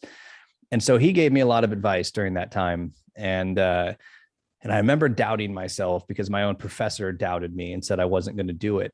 And I was like, I'm going up against like the top 100 marketing students. These are like Ivy League schools. These guys have been doing this competition. Their professors are way more like all of this. Like, it was so important to me to win this because everything hinged on it, of getting out of the couve, of like making something of my life. Like everything hinged on this because I couldn't go to UW. Like this was it. This was like, here is my opportunity. And so I gave everything I had to it. And when I won, it was like I said, it's, I don't know, first or second, it's really a toss up between that being expelled, best day of my life, because I really learned at that point that with the work ethic, if you put in the work and you have the focus and the drive to do it, if you actually put in the work, you can achieve anything. Yep. Like, and even if like aim for the stars, you hit the moon or whatever the hell it is. Like, even if I would have taken like 4th or 5th or 8th, like she had tons of joy. It wouldn't have mattered. Like, but I wanted number 1, like because that I had something to prove in general. Like once again, to this other professor who said I wasn't going to be able to do it. And like, there was always this thing to prove people wrong, and especially people who doubted me. And so that was like the real turning point. And so during that time, I had been like, because I had to dig deep in my faith and find, strength from something else, because how am I going to do this? And like, my mom and like, and all of that stuff. And the real rattling took place in my faith. The real turning point happened at that point. Also, it was like good and bad, which is kind of funny. One was my mom leaving, because at that point I learned a lot of things about them that shattered this view. Which once again is why, like, I know authority's full of shit, because they are, like, they just are. And it's like, and a lot of times they're lying, as it pertains to your parents, they're usually lying to you to protect you, because, or you're not mature enough to understand certain things or whatever. Like my parents had this presented themselves in this realm of like perfection, like of holiness that like it would seem unattainable. Then I realized that like, that wasn't the case. Like my dad never drank. We never had a drop of alcohol in the house. It was crazy that during Christmas, my mom would buy a little bottle of Jack Daniels to put in these chocolate covered cherries she'd make for my grandpa. That was it. And we'd still try to drink that. Like if it was up in the cupboard, but they would mark it with a marker. Like, oh yeah, bro, it was hilarious. And so like, it was this moment of like this, oh, this is how a man and a woman is supposed to be. And this is like, the Christian faith and all this stuff. And then suddenly my mom goes off the radar, tells the church not to talk to her, don't ever pray for her. Like it was like, don't even put her in your prayers. Like it was like this whole like, and then learning the stuff there's so many paradigm crushing things that happened like during that period of time that really then made me think, well, my life is a lie, for one. Like my childhood, my upbringing, everything I thought was like real about my parents isn't. Right. And 2 was the Blake, now what's the second part of that? Was the fact that because I was a great debater and because of what I was, essentially that is what the National Collegiate Sales Competition thing was. Like it all fit. You have to, debate is selling someone on an idea, and sales is selling someone on an idea. So yes, exactly. Same thing. Yeah. So at that time, and this was like in the polarization that we had of like the Bush era. So like liberals and conservatives, that era, like, which is really when things changed in this country, I think more than like ever. That was the beginning of the end of the polarization kind of. It really like reached levels at that point. Like, and so it was really heated. And this was like mass shooting time at schools. I mean, still is, but was especially at that point. And that was the beginning of the mass shootings. That was the beginning of like where it was not just one off incident. Yeah. There happened more frequently. It was becoming a reality of America where we just have mass shootings in schools. Yep. Okay. Yes. And there was, I was in like a couple, granted, most of my rooms are business rooms, but you have some of the, electives that you have to take. So I was in some of these liberal arts type rooms, and like one of them was like news and media or something. I don't remember, but I was basically a conservative in a sea of liberals. And I, and I was a master debater. And so I had no problem going toe to toe with any of these people. Yeah. And I would. And not to say that and I could school most people, because most people don't know anything. Like, people regurgitate talking points. They don't actually know anything. They're just saying what they're programmed to say. Very few of them actually had done like research and could like throw out things and be like, oh shit. Like, oh, like, I mean, that's what made Bill Clinton is because he had an encyclopedic memory and knowledge of things to basically put anyone in their place. I mean, that's why Bill Clinton, if I remember correctly, he was not supposed to win.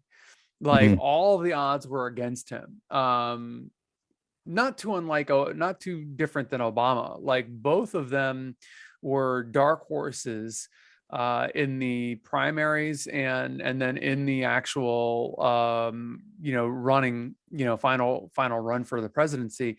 But both of them had such a mastery of language and knowledge base that Slick Willie. Yeah, they couldn't be undermined. I mean, Slick Willie. I mean, in reality, he nowadays, I think he might be considered an elite, because of his money and because of but $300 million. In truth, he's really more of a blue collar guy that just happened to be so much more intelligent and so good at leveling up that he became an elite. But he's not like the Bush families is, I think, the quintessential elite because they have history, they have upbringing, they have breeding, they have all of that. Where, I mean, Bill, to some extent, even though W. Bush represented the common drinking man, Clinton really was the common man. Obama, Bush, to a certain extent, really was a common man, even though Obama then represented the elite. Well, it's all a charade. We know that. All of that. But the media and the way we're shown things, and this is, just side note. Again, this is why I want to do this show, is because so many times you had no idea the path that was in front of you. You weren't even sure of the steps. You just saw an opportunity with this competition and you're like, that's my way out. You saw the step, in this instant was glowing, shining, and blinking at you. And like, well, that's the step. I'm going to do whatever I have to do. I'm taking that. And I would say more often than not, most people in their life don't have such clarity through their life. Maybe they have one moment of clarity if they're lucky, and they're trained to second guess it and not trust it and not go with it. Well, that's my supposition anyways. No, and I agree. But what it comes down to is the clarity of purpose. Had I not have had the clarity of purpose for what I wanted, that opportunity I might have not seen as an opportunity, or I might not have gone so vehemently hard towards it, where all I knew was I had to get out of the couve. All I knew is my last plan fell through. And everything came down to me making something of my life and proving everybody wrong and getting the fuck out of that town. And so everything that I saw, my reality, that 2000 bits that I was manifesting, the things that I was cherry picking from reality to make real, they all had to do with opportunity. They all had to do with ways of getting me out of there. That, the second I saw it, it was like, boom, there wasn't even a doubt in my mind. That's it. That's how I'm getting out of here. Because I had nothing else. What else am I going to do? But if I didn't have that clarity, if I didn't have that die hard drive, something inside of me burning so deep to prove something and to get out, then I might not have recognized it for what it was, or might not have been like, oh, that's dumb. Not even seeing the real potential of what it was, or listen to the professor when he said, yeah, we took second to last year, don't really expect. And he said that when we arrived in Atlanta, taxiing from the airplane, this asshole said, don't feel bad if you guys do like poorly. Don't feel bad if you take like, last, or like, if you're at the bottom. And I'm going to say, go, nice pep talk, Plouffe. That was his name. And like, and so, but it didn't matter to me because my mind was made up of like, and I not like had the courage of knowing I was going to win it. I was just telling myself this shit. Like, this, like you're hyping, you're like, because if you don't believe it, no one else is going to believe it. Yeah. I mean, but see, that's also one of the crazy things. It's, we've developed a system that, is great for creating cogs in a machine. And it doesn't do anything to really bolster who we are as individuals. It doesn't do anything to help us be happy in life or find, joy or be really truly productive, and members of society that is really, bringing whatever gift we have. One of the first episodes I did was Sam Sinai, a friend of mine. He's a CEO. And it was interesting because the way he hires, and this is your stereotypical entrepreneur. He made his first million when he was 20 years old, or I don't know how many millions, but he made over $1 million when he was 20 years old, and then continued to find opportunities. And just, that's the kind of guy he is. So not a lot of fluff, not a lot of like spiritual, mumbo jumbo, this, that, and everything else. And, it was interesting because he says everyone has a superpower. And when I hire people, I look for their superpower and I figure out how to utilize their power on my team so that they can be maximum, give maximum contribution and so forth. And it was so interesting to hear that because, our culture is shifted. We are no longer, let's go get jobs for 20 to 40 years and get a pension and retire and live this very, stable, sedentary life. And now we talk about superheroes, we talk about superpowers, we talk about, your individual sovereignty. We talk about, we do talk about community, maybe not as much as we should. But it's interesting because here's a teacher that was in a position, and I'm sure he did what he could to help you, but he took the path of don't beat yourself up. I mean, we got second to last year. Yeah. And you were in a position of like, no, you don't understand.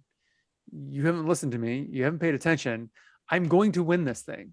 Yeah. And I think that's, again, it goes back to why I'm doing this. It's like, there is a place for everyone. And if all you want to do is contribute here, that's great. And you can go through the system, get a high school, get a college, go get a job. You might make good living. You might have the family and the everything you need or want, but fulfilled, reaching for your potential and taking it, like I don't know, I'm not sure if that's possible, if that's the path you choose. If you want to live up here, you've got to risk living down here, and you've got to go for it, and you've got to search out the steps to get there, which is obviously what you did. Yeah, it's those are great points. I mean, because it is also, it's like there's ultimately, you're risking something no matter what. You're either, if you choose mediocrity, you choose the safe route, then you're going to be living with the regret of what if. You're going to be living with like that, if only I, like, or, like that you're going to see these other people who have done it and you're going to be envious of them. Like you're going to resent them because they took that chance. But there's also plenty of people who failed, as we both have. I've failed in many endeavors that I've done. I'm highlighting a success. That was a big one. I've had far more failures. And that's the reality of it though. Like, and I still, like, even with the success, I'm not a millionaire. I don't have shit to show like for it. And I mean, I don't want to demean, like, be ungrateful rather for things I have. Right. Like it's not that, like, and it hasn't been at all like a, freaking bed of roses. It's been hell, like to do it. But like that, to me, that's how I'm wired. I can never do the corporate job. I'm just from even the authority standpoint that we're talking about, the politics of it, I wouldn't last. It would never work, because that's not who I am. And some people are, and that's the thing. Everybody does have a superpower. We all do. We all possess, things that we're all unique, everybody. And anybody who thinks they're not is either bought into lies others have told them, or just have not really embraced what that true power is. But everybody has it, and everybody has something special and unique, packaged in a unique way that nobody else has. And it's finding that voice, as we talk about even in acting. Like, that's the biggest breakthrough I think we both ever had in it, was like the going through like the acting classes, telling you how to act and this, that, and the other. But the biggest breakthrough in your craft grew the most was realizing truly the day, at least for me anyway, but I think we've had this conversation before, like, and you said something similar, like, was the day you realized it's your voice. Like, why are you trying to be anything other than you? Like, stop trying to be Brad Pitt or like these other, you're not them. Like, it's your voice. That's what's going to make you special. Like, because nobody else is fucking you. Like, it's you. And that's a lesson with anything in life, is realizing that, you are enough, you are special, without being, cliche Tony Robbins, but like, everybody is. Yeah. And it's like finding that and embracing that. And that's fucking hard, man. And it's really hard, especially if you were raised to not have that reinforced, especially with the way the world is set up right now, the way it is rigged. It is very difficult to have any type of faith that you're going to overcome these odds and these systems and these, Well, the interesting thing is, I don't think the system really has changed at all, which is the problem. We have finally begun evolving, emotionally, mentally, energetically, spiritually, I don't know, however you want to put it. We have evolved to a point where we can break out of the system. We need to create a new system. The system hasn't changed. And we're probably, 40 years, 50 years behind, whatever. A minimum, I would say minimum 40 years. The 70s probably should have been the beginning of a major shift that somehow or another got tamped down. And I feel like, it's these kinds of conversations. It's all of the podcasts that are out there. It's all of the YouTube channels that are out there where people are doing their own thing. There's an autonomy, and there's an economy being built from that autonomy. And our community is in that autonomy. And so, you and I and other of our friends that are, doing it on their own, we still need help. We still get help. And and the people that we don't even know yet that are going to, be a part of that community are the ones that are going to redefine the world, because automation is going to take over.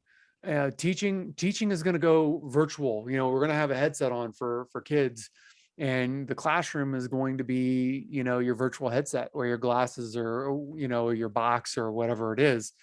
Most jobs, are going to be obsolete. I mean, I don't want to dig into any of the conspiracy or anything around shutdowns, COVID, financial resets, or any of that stuff. But if COVID has proved anything, is people are more productive from home when they have more time with their family and they have more freedom to do what they want. We need more human contact of loving and caring, and we need less human contact of random encounters that don't help us, aka delivery, which is going to be drones and bots and everything else. I mean, the fifth element's coming, and I think the dystopian novels and the dystopian stories are always the ones that are told because it's not interesting to tell a utopian story because everything's great. So you pick a utopian theme leave out a few elements that are going to balance it to actually make it utopian, and it's dystopian by virtue of, missing a few pillars. And we look at that and say, let's not become this. But the there's a book that hasn't, one day it'll be made into a movie called The Fourth Realm. It talks about the panopticon, which is a 16th century, 17th century idea where everyone's living in an invisible prison. So we're under constant surveillance, and everyone's surveilling on each other. So no one does anything wrong. And this is the fallacy, the whole social credit system. Like there's no need for a social credit system. It's already baked into social media.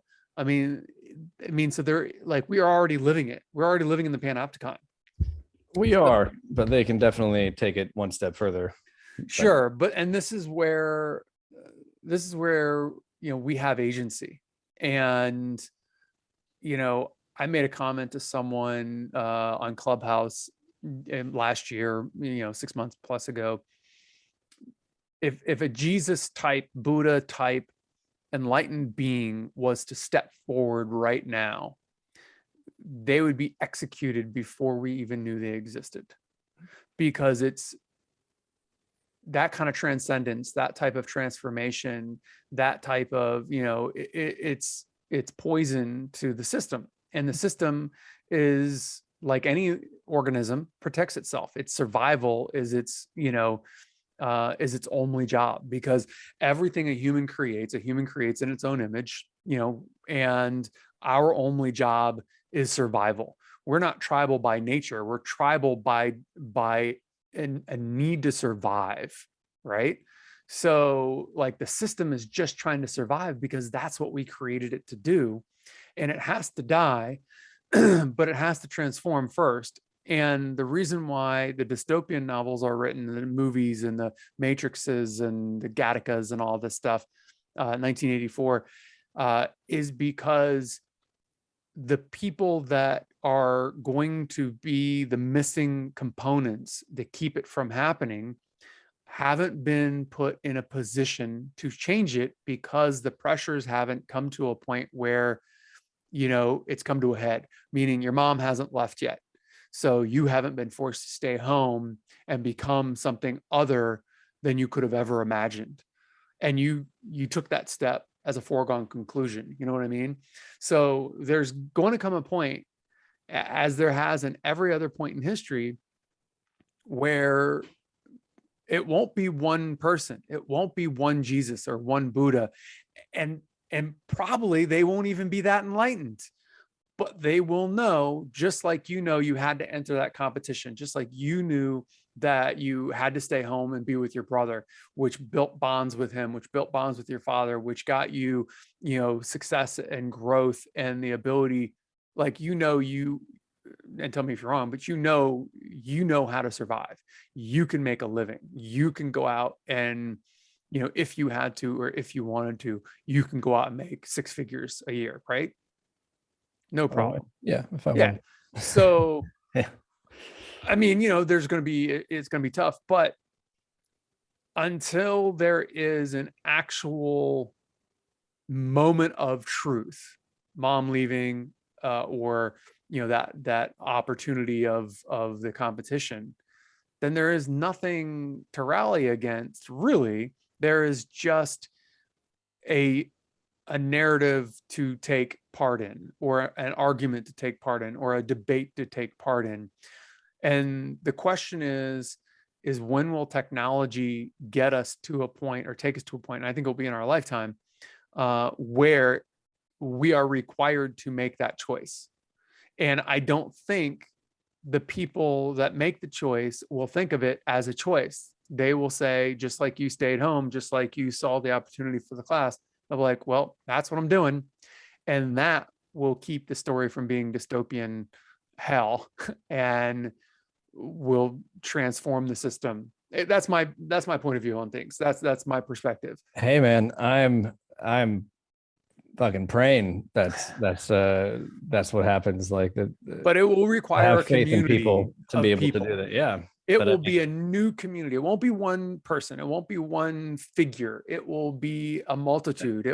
All of the Jocko Willocks, all of the Joe Rogans, all of the Tulsi Gabbards, or the people that are outside of the mainstream. Sagar and Crystal, from Breaking Point. Yeah, you know, Peterson. Jordan Peterson, liberals and conservatives, people that the People who far just- left will hate and people on the far right will hate. Yes. Because those are the best. If you're hated on both sides, I'm a fan of you. And then that's where, things change. Yeah. And in the multitude of people, when, enough people, I mean, Rogan is a perfect example. Love him, hate him, think he's becoming one in the pocket or whatever. No one's silencing him. No one's censoring him. He self-censors on some things, but he's still joking about COVID. He's still talking about UFOs, bringing in doctors, doctors that have been banned from Twitter. He brings them on and has conversations with them, and that stays up. So the gate is open for anybody and everybody. And at this point in time, there is no decision to be made. There's no side to pick, because it's still the same system. We're still working in the same system. And the real choice and the real side will take place when the system is in real risk of falling. And when it's ready to fall, that's when everyone needs to step up and step in.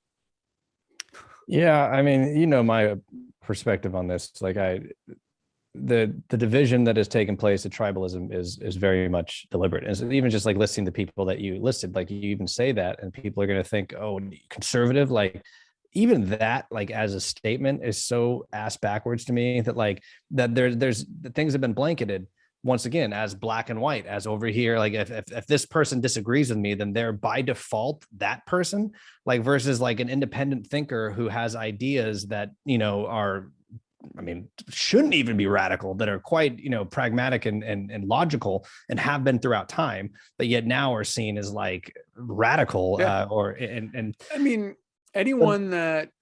I would say any one of my friends, you probably think of me as a liberal. Anyone that I grew up with, I have friends that I grew up with that are super conservative, and they think of me as the most stereotypical bleeding heart liberal.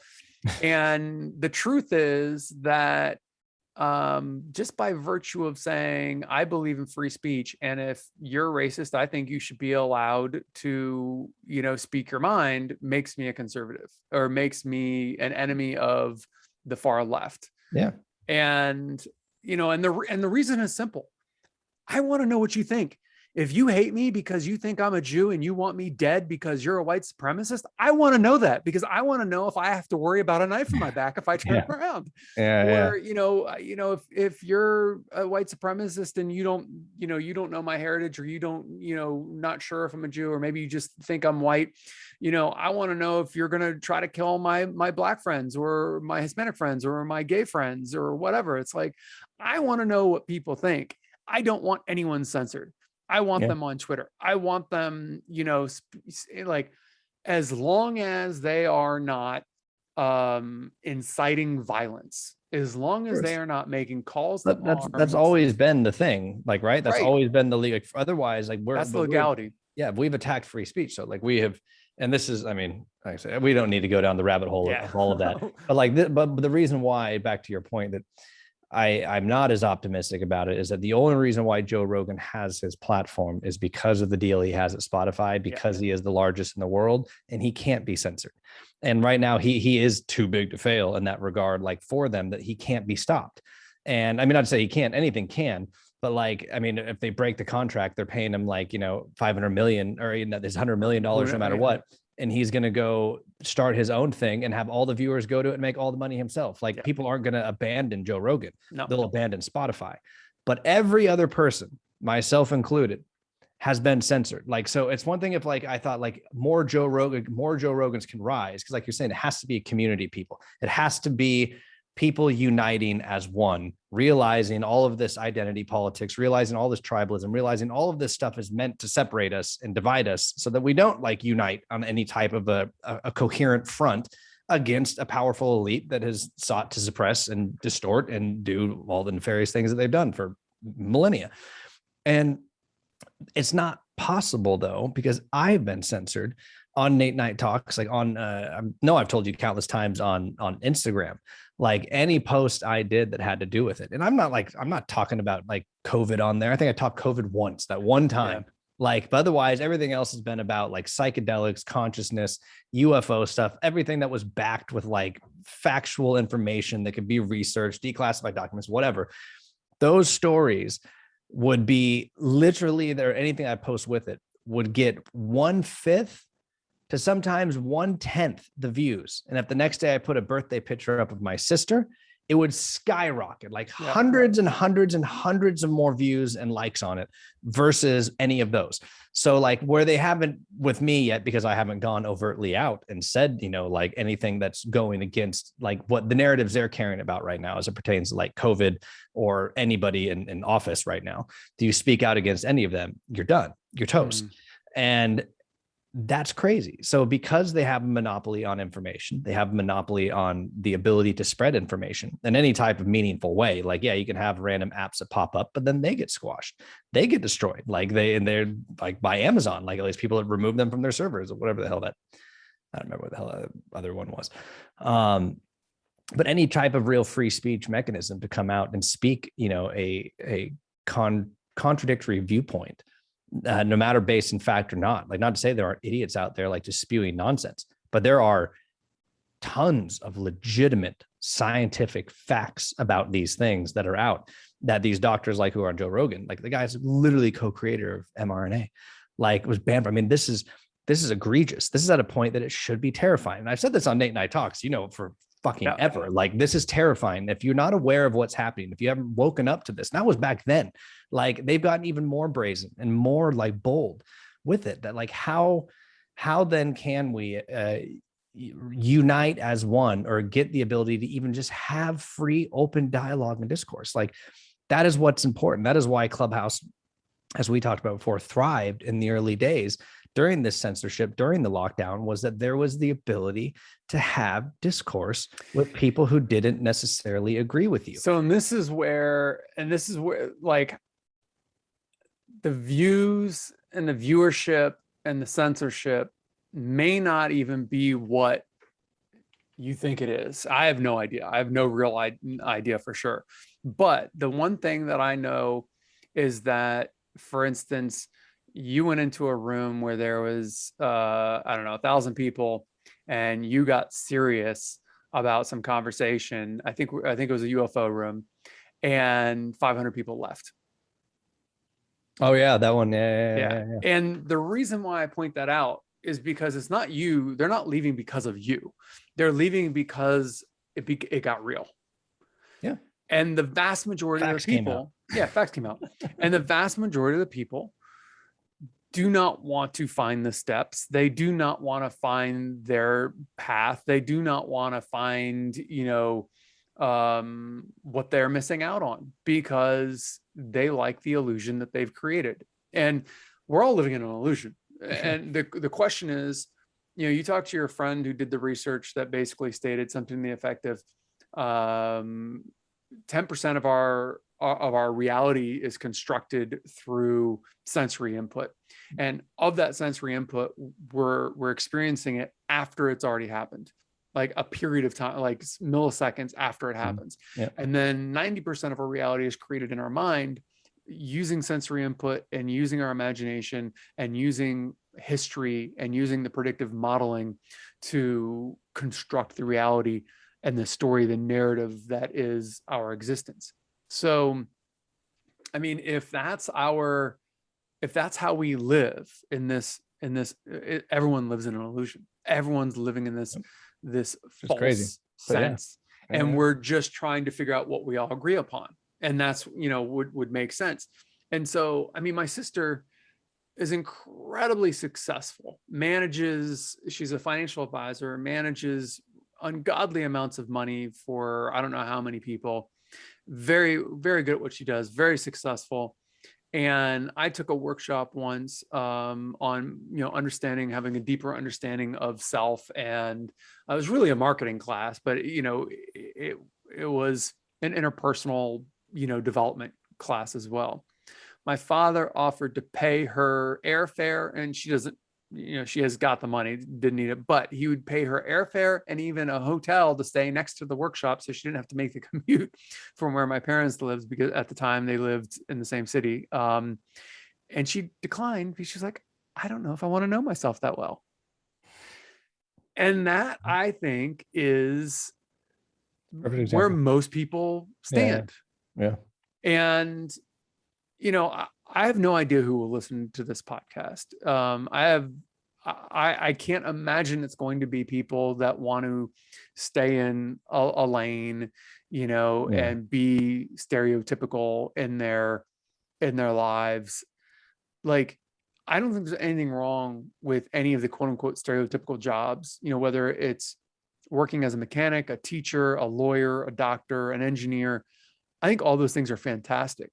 But how you live that life and what you buy into as, why you do it, what you're trying to achieve in your life, where your joy is coming from, how transparent and honest you are. That's, I think, the difference between people that are going to resonate with this and people who aren't. And when you post something that doesn't get as many views or likes, and you've got what, 13,000 followers or something like that on Instagram. So when you don't get as many likes, there's a possibility people just, because you've got to watch it for, if it's on for 30 seconds, on a story, you've got to watch it for at least 10. I'm sure that's a part of it, but like that could account for a minute group of people, like where a lot of people like are supportive, if they're following nonetheless, like they're obviously a fan or supportive somewhat of like what you're doing. And this is not a matter of like likes, it's on a story. This is just a matter of views, meaning that it hasn't been shown to anybody. So like you see the number of views. So like that's the difference. Like, so it's one is being shown, because like they prioritize these things across your feed. Yeah, but to get the views, it does have to be on the screen for a certain amount of time. Yeah, but I mean, that doesn't mean they have to watch, like, let's say all 15 seconds if that's the case. Yeah. But who knows? Like I get your point, like with it, and you actually brought up something that I think is a perfect segue to tie this all in as far as the story, because I'm sure you're wanting to know. You heard the backstory, then how the fuck did I get to where I am at now? Yeah, I know we digressed. The last 20 minutes has been. No, it's good. It's perfect. But what you said about the 10% and the creating our own reality, of reality's illusion, that is ultimately where things changed. But before we do that, I got to pee like a racehorse. Let me do that and then come back and then. All right, so let's bring it home. So bring it home. So what you touched on before was perfect. Like, because this is ultimately where I was at when we talk about the people who don't want to hear and they don't want to know, which is most people, I believe, because it's too uncomfortable to challenge your paradigm. It's too uncomfortable to unpack and undo your own history, your own childhood, the things that were taught to you, impressed upon you by parents, peers, authoritative figures, whatever it is, and to find out possibly that you're wrong, find out possibly that you've been mistaken. Because ego is involved, pride's involved, and like everything. I mean, there's a number of things we're protecting. We talk about ego all the time, and in the 8 night talks and all the rooms that we've done, like we've dove into ego a lot, as you know. Mm-hmm. And it's a protective thing, but it's also can be unchecked, a dangerous thing, or a detrimental thing. And at that point in college, my paradigm had crushed. And as far as what I thought, my family was, what I thought any of that meant, like the examples of what I thought I was supposed to be modeling after, despite, in my own fucked up way, my rebellious way, that was still the baseline for my reality. It didn't matter. Like, it was still all I knew. And it was enough that it was a very painful, difficult shift. And the other thing, which I know you've heard me say before, came from all those, the liberals that I would debate all the time in college, where most of them I would school in punk. There was a couple, and one of them who happened to be my best friend at the time, who was like one of those just assholes who's just like smart, just born like just smart, like things just come easy to him. He's from South Africa. He moved here like in junior high, and he's actually who I went to South Africa with. Nice. And almost got killed because of him, and 8 staples in my head from being attacked. Oh, Jesus. But he was very smart and like the antagonizing, condescending, like he knew how to get a rise out of me. Like he knew exactly what to do. And we would debate these things, especially as it came to like theology and God, because he was an atheist. Mm-hmm. And he would pick so many holes in my faith, like things that I couldn't reconcile. I could get him on political things, like just by being, you know, like I said, the Bill Clintons, the Obamas, like if you're well-spoken and you're educated, like you can convince people of anything. Yeah. And people do it all the time. That's what sales ultimately is. So I was able to do that. And it's a great skill set to learn and to master early in life, and providing you don't use it to do evil. The hope. Yeah, the hope. And but when it came to these things, he poked holes, and there would be a number of things that he said that I couldn't reconcile. That would turn to me just being like, "Fuck you, man!" Like where it went to name calling, because I didn't have a rebuttal. I didn't have something, and he would like. Can you give one example? I was trying to remember. I'm honestly trying to remember what they specifically were. I think a lot of it would come down to like evolution, the age of the earth, when it came to like the 7,000 years and like stuff like that. Oh, interesting. Like, wait a second. So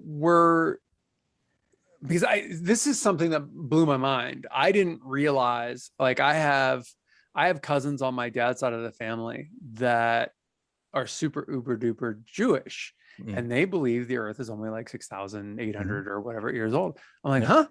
I'm like, I thought that was a Christian thing. I had no idea. It's all Old Testament. Yeah. Right. But I always thought, and I also always thought naively that, well, that was just the restart of the new age was 6,000 years ago, just like we restarted our calendar 2,022 years ago. You know what I mean?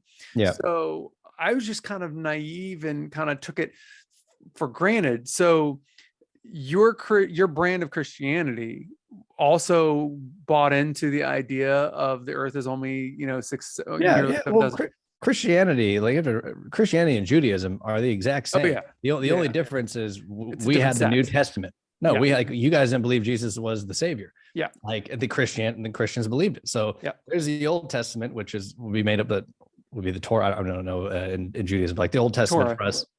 Torah. Yeah. It's basically that. So all those Old Testament books of the Bible are straight from Judaism.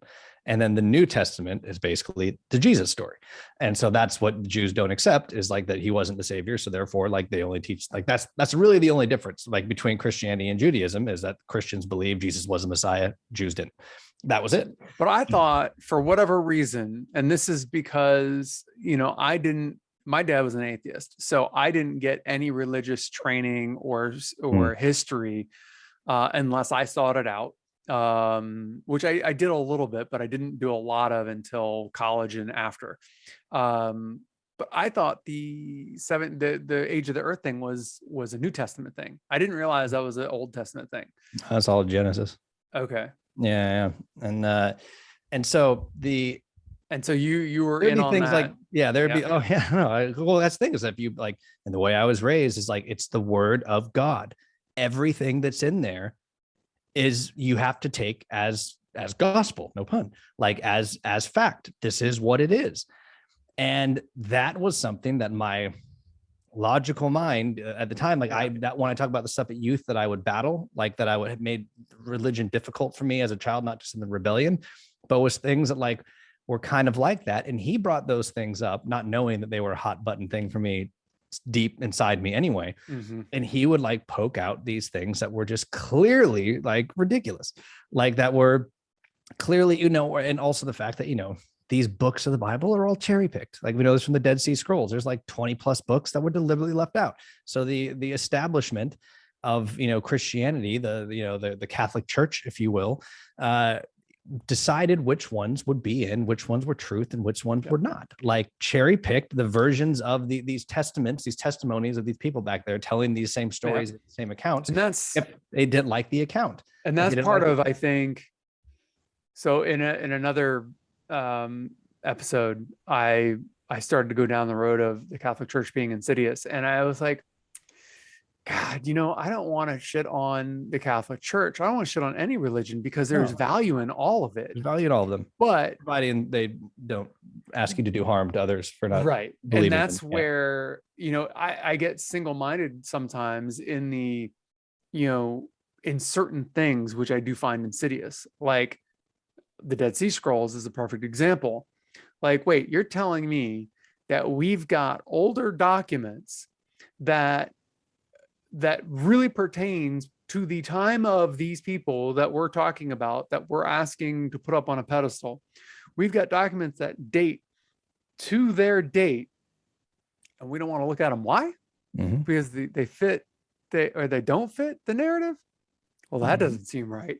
Don't get me started on the Book of Enoch. Yeah, no, I know. We're gonna get into alien stuff with that one. Yeah, and that's a whole nother episode for another time. But that's where, like, faith is so important to me because it's the ability to deal with what you can't explain. Mm-hmm. It's the ability to say, I know you're a friend. Coping mechanism. Yeah, it's a coping mechanism, and it's such an important coping mechanism because how do you go to the doctor without faith? How do you go to the grocery store without faith? You know what I mean? How do you get in your car and drive without faith? You have to have faith that it's going to still work. Mm-hmm. You're not a mechanic, so you've got to have faith. I mean, it's that simple. And then it just has the ability to get subverted.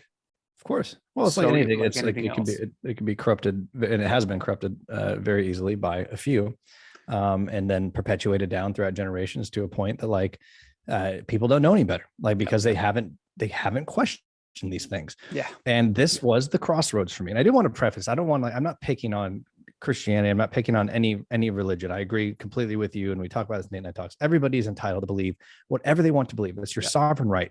If it gives you hope, it gives you purpose, and it gives you peace, and it doesn't require you to do harm to anybody who doesn't believe in you, then do it. Like, because if you find something that gives you that in this life, take it. If it gives you peace and it gives you happiness and comfort for what comes next, the unknown, if it gives you those things, then do it. Like no one should judge you for it. It is your right to seek that solace, that truth, that purpose in life. Like everybody has that right, providing it doesn't infringe on other people's right to pursue the same thing for themselves. Exactly. And so I don't have any issue with Christianity or any of these, things like providing, once again, it's not radicalized and not used in any way to like suppress, other people and inflict harm. But that was the moment where we're talking about before, where I had the choice to turn off and proceed forward willfully ignorant, to know that there were holes in what I believed, to know that there were things that didn't add up, that couldn't be backed, that I was just supposed to accept no matter how ridiculous they were, no matter how much evidence there might be to the contrary. I had to just accept it or try to justify it away, which so many theologians would do. And like, well, it actually, what it really meant, like, and then add their own interpretation, which once again, that's a rabbit hole that could be. And then that's why you have so many different sects of Christianity, is like people who've interpreted these things differently. Yeah, for sure. And so it was like, no, if we're supposed to be taking this literally, then there are problems with that. And I have a choice now to either swallow my pride and swallow the past 20 years of my life, 21 years of my life, where I was a crusader for this and punking people and being like, well, at the very least, like if I die and I'm wrong, I'm just dead. But if you die and you're wrong, you're burning in hell, bro. Like that type of thing. Yeah. And so. And this is why we wouldn't have been friends back then, because No. Most of my friends now wouldn't have been friends with me back then. I knew so many people just by virtue of my father's Jewish, even though he's an atheist and I wasn't really raised with any religion, but just by virtue of that, people who like how you used to be would condemn me. And I'm like, you can go fuck yourself. Yeah. Like, Yeah. Well, the irony too was because I also was like, I was persecuted before that by those same people. yeah. And then like I came of age in a way and then like became a champion for Well, it, you which didn't was, fit in yeah, until, which is, and yeah. and so it was also like, so all of it was just this, it was my path, it was my journey, but Mhm. that was a crossroads in the real moment that everything in life had to change for me. It was a moment that I recognized I'm either proceeding willfully knowing that this is not right, or knowing that there are things that I can't reconcile with this that are not true, and I'm just Right. going to blindly go forward and forget the evidence and forget all of these things, or I'm going to swallow my pride and I'm going to seek the truth, no matter how painful that may be for me, no matter how much that uproots. Not only now my family life has been uprooted, but now my Mhm. spiritual life, the one sure Mhm. thing I thought I had was where I was going to go when I died. Now I don't have that anymore, because now I'm turning my back on my faith. Now, like, does that mean I'm still going to go to, what if I'm wrong? Like all of that, like I was in a dark place for 2 years after this. And this didn't happen until I moved down here. So I took a job after winning that, picked the one that paid me a signing bonus, most money, and took something that took me to LA, Nice. not because it was something I wanted to do, but strictly for all those superficial reasons. And obviously a year into that, became manically depressed again, had a fall from grace, got, high on my horse from the ego of like, what I had done. And then like, once again, resorted back to my faith and went into a church here in Santa Monica. And it was in a Bible study group actually that I met that writer, that cinematographer who introduced me to Leslie Dixon, who was a huge, huge writer, who's made Mhm. countless movies we all know. And she was the one that essentially discovered me and told me, this is what you should do. And you should be an actor. And I never looked back. And that was like, yes, that is exactly what I should be doing. And I've never nurtured, like I've always had this creative, crazy imagination that never got nurtured because I took the practical Mhm. business conservative. This is what you do. Like it was all that mindset, all of that programming that made me take that path versus a path of like creativity that got smothered by the authoritative totalitarian rule that I had as a Yeah. child that kept that from like blossoming. And so it then flourished. But during that period of time, those things that I would debate with him, that my buddy, and other things, and what obviously happened with my mom and a bunch of other terrible things that ended up happening in life to me around that time, led to this like this departure from the faith. And it went to this dark side of like, I don't know anything anymore because I don't believe this really, and I don't know what I believe. And so I then was like, well, we all put our faith in something, like you just said, no matter what, we're putting our faith. Even if that's an atheist view, your belief is that there's nothing. That's the faith. Your faith Right. is there's nothing. That exactly is. It's a faith. Yeah. And so I was like, well, who am I to say anything or what I believe is right, which you've heard me say many times, because the only reason why I believed it was because of who raised me, where I was raised, and what was impressed upon me in those formidable years. It's the only reason why I believe what I believe to be real. That's the only fucking reason. Doesn't mean it's real. If I was raised in the Middle East, somewhere else, like from different parents, I'd be believing a completely different thing. And I would believe it was right. Yeah. Like you'd be a member of the one tribe or another in one place. You'd be speaking Chinese if you were born to a different family. Yeah. I mean, that's it. And that was like the ultimate moment of, I think, compassion and empathy. Like, was this like, how dare I think this? And how dare I think I was so right about these things of which I really knew nothing. And so without especially investigating these things. So that led me then to investigate all religions to see what they're really about, instead of just being like, no, they're wrong. My God's the true God. Like, oh my gosh, like that. I mean, that's what you're raised to believe. And so what do they say? What is their faith? Like, oh, wow, there's a lot of things that are echoed here. Oh, wow, they're kind of the same, but weirdly enough, painted with a different cultural brush of where they're from. That's kind of interesting. Like, just a different, like, and then that led to space, which I was always fascinated with, and the universe and science and exploration on that end of like, okay, what's the scientific explanation of this? What does science say? And then that led to the universe, that led to like exploration into, I mean, I spent 2 years deeply involved in space, like just so like fascinated almost in an academic way with like just documentary after documentary about the solar system, about the galaxy, the universe, like black holes, like everything. And I was like, there is so much more. Like, there's like, it's so much more grand. Like, we don't know shit. Like, I don't know shit. And then like that led to It's unbelievable. I mean, I had a friend when I first moved out here. well, maybe I'd been here for a number of years. This is probably like maybe 15 years ago, uh, maybe a little bit longer. Um, and he met a woman and they fell in love. They got married, they have kids, and they don't live in LA anymore. At one point in time, I can't remember what was going on. Maybe there was comets, maybe there was a meteor shower. She didn't know that all the lights in the sky at night, stars, were other suns and other solar systems. She's like, what do you mean? There's other solar systems? Those are other suns. She had no idea. Wow. And she's not dumb. Like Yeah. this is a smart woman. She just Yeah. Never thought about it. never thought about it, never was introduced to the idea. Grew up in a very, very Christian family, went through the school system, public school system, got her grades, she did fine. Mhm. She definitely, I think she probably is smarter than the average person, or at least average, if not more. She was not dumb by any stretch of the imagination. Her now husband, I think both of them are multilingual. They entrepreneurs, very successful, not dumb, but she had no idea those stars were suns and other solar systems. No Yes. idea. 'Cause And it didn't encourage that type of exploration. yeah, Like you were told, like science is like, it's a threat ultimately to like, it's undermining God. and Where we it's get quite the mad at opposite. people for, pollution or for, whatever. And it's like, well, how do we know what they believe or what they even think? Because there are people out there that are convinced that, the earth is flat. Mhm. And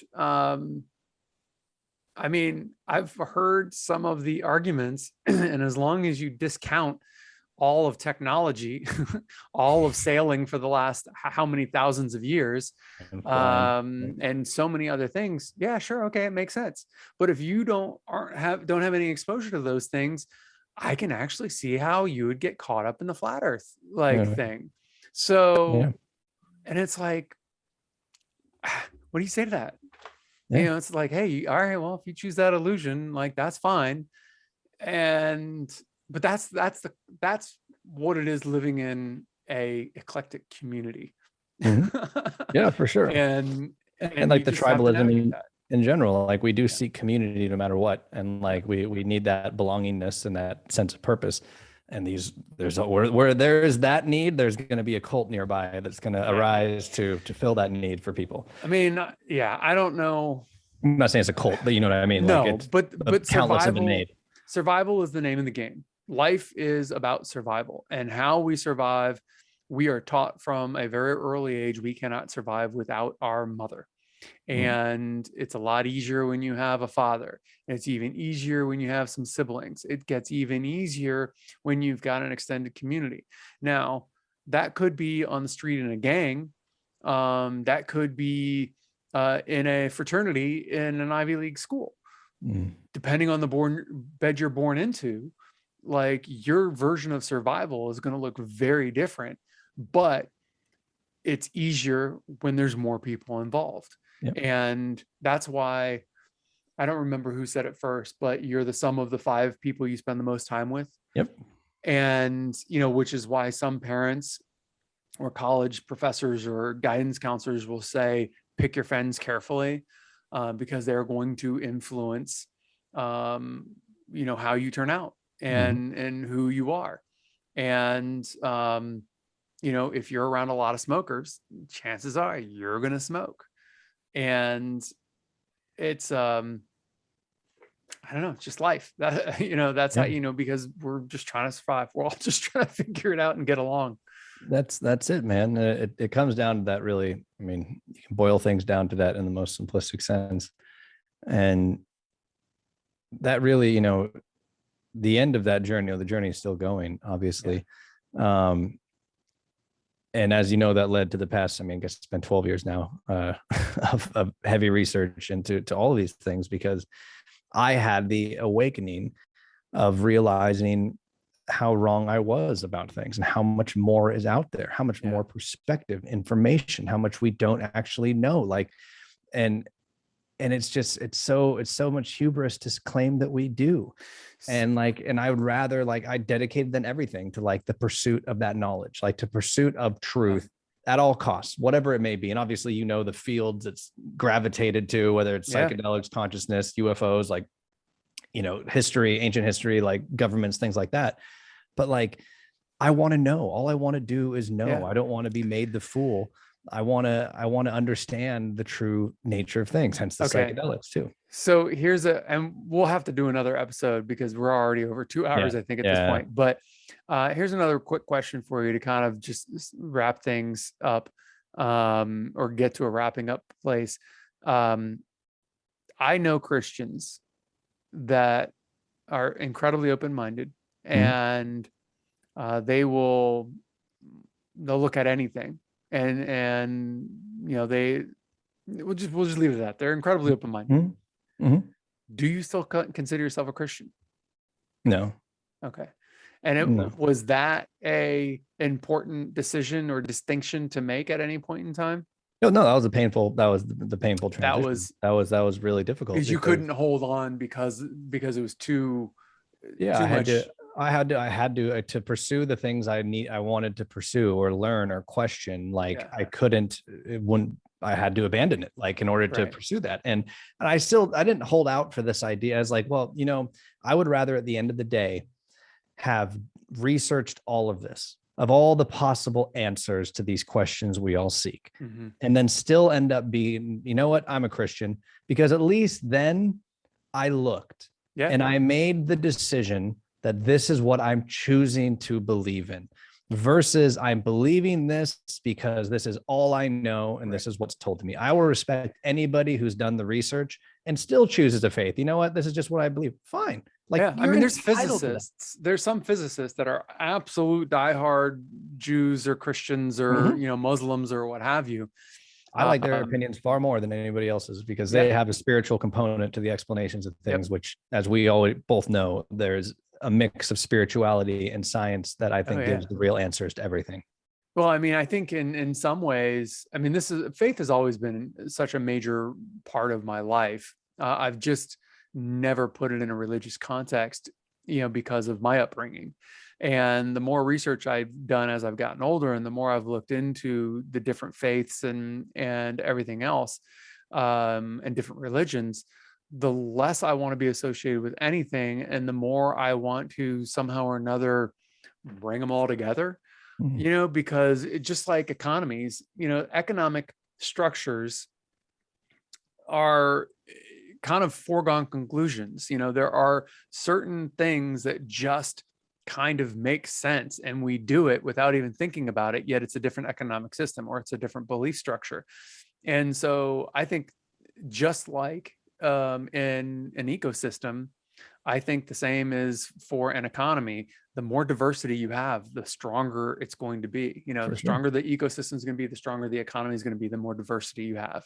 For sure. And like diversity of everything, perspectives, opinions, people, like paint multiple colors that you're painting with instead of just black and white. Right. Like, and you know, a little final point on that, just because it is important to like say, because I do have obviously Christian friends, just like you do. I have all types of friends. I have atheist friends. I have Buddhist friends. I have tons of friends. And I love it that way. Is that it doesn't matter what your belief is. It's all an individual, meaning there are shit people who claim to be Christians who are like far worse than, like, morally than the worst atheists I know. Like, and there are people like my brother-in-law who is, you know, a chaplain for the SEALs, and like is one of the, if you talk about the epitome of what it would mean to be like a Christian, like in the sense of like the ideal look of somebody who is compassionate, loving, forgiving, like just full of openness. Life. Yes. Like in every way, it has always been that. It's him. And that's awesome. He's open to things, of course, but he's very much convicted on what he believes, and that is it.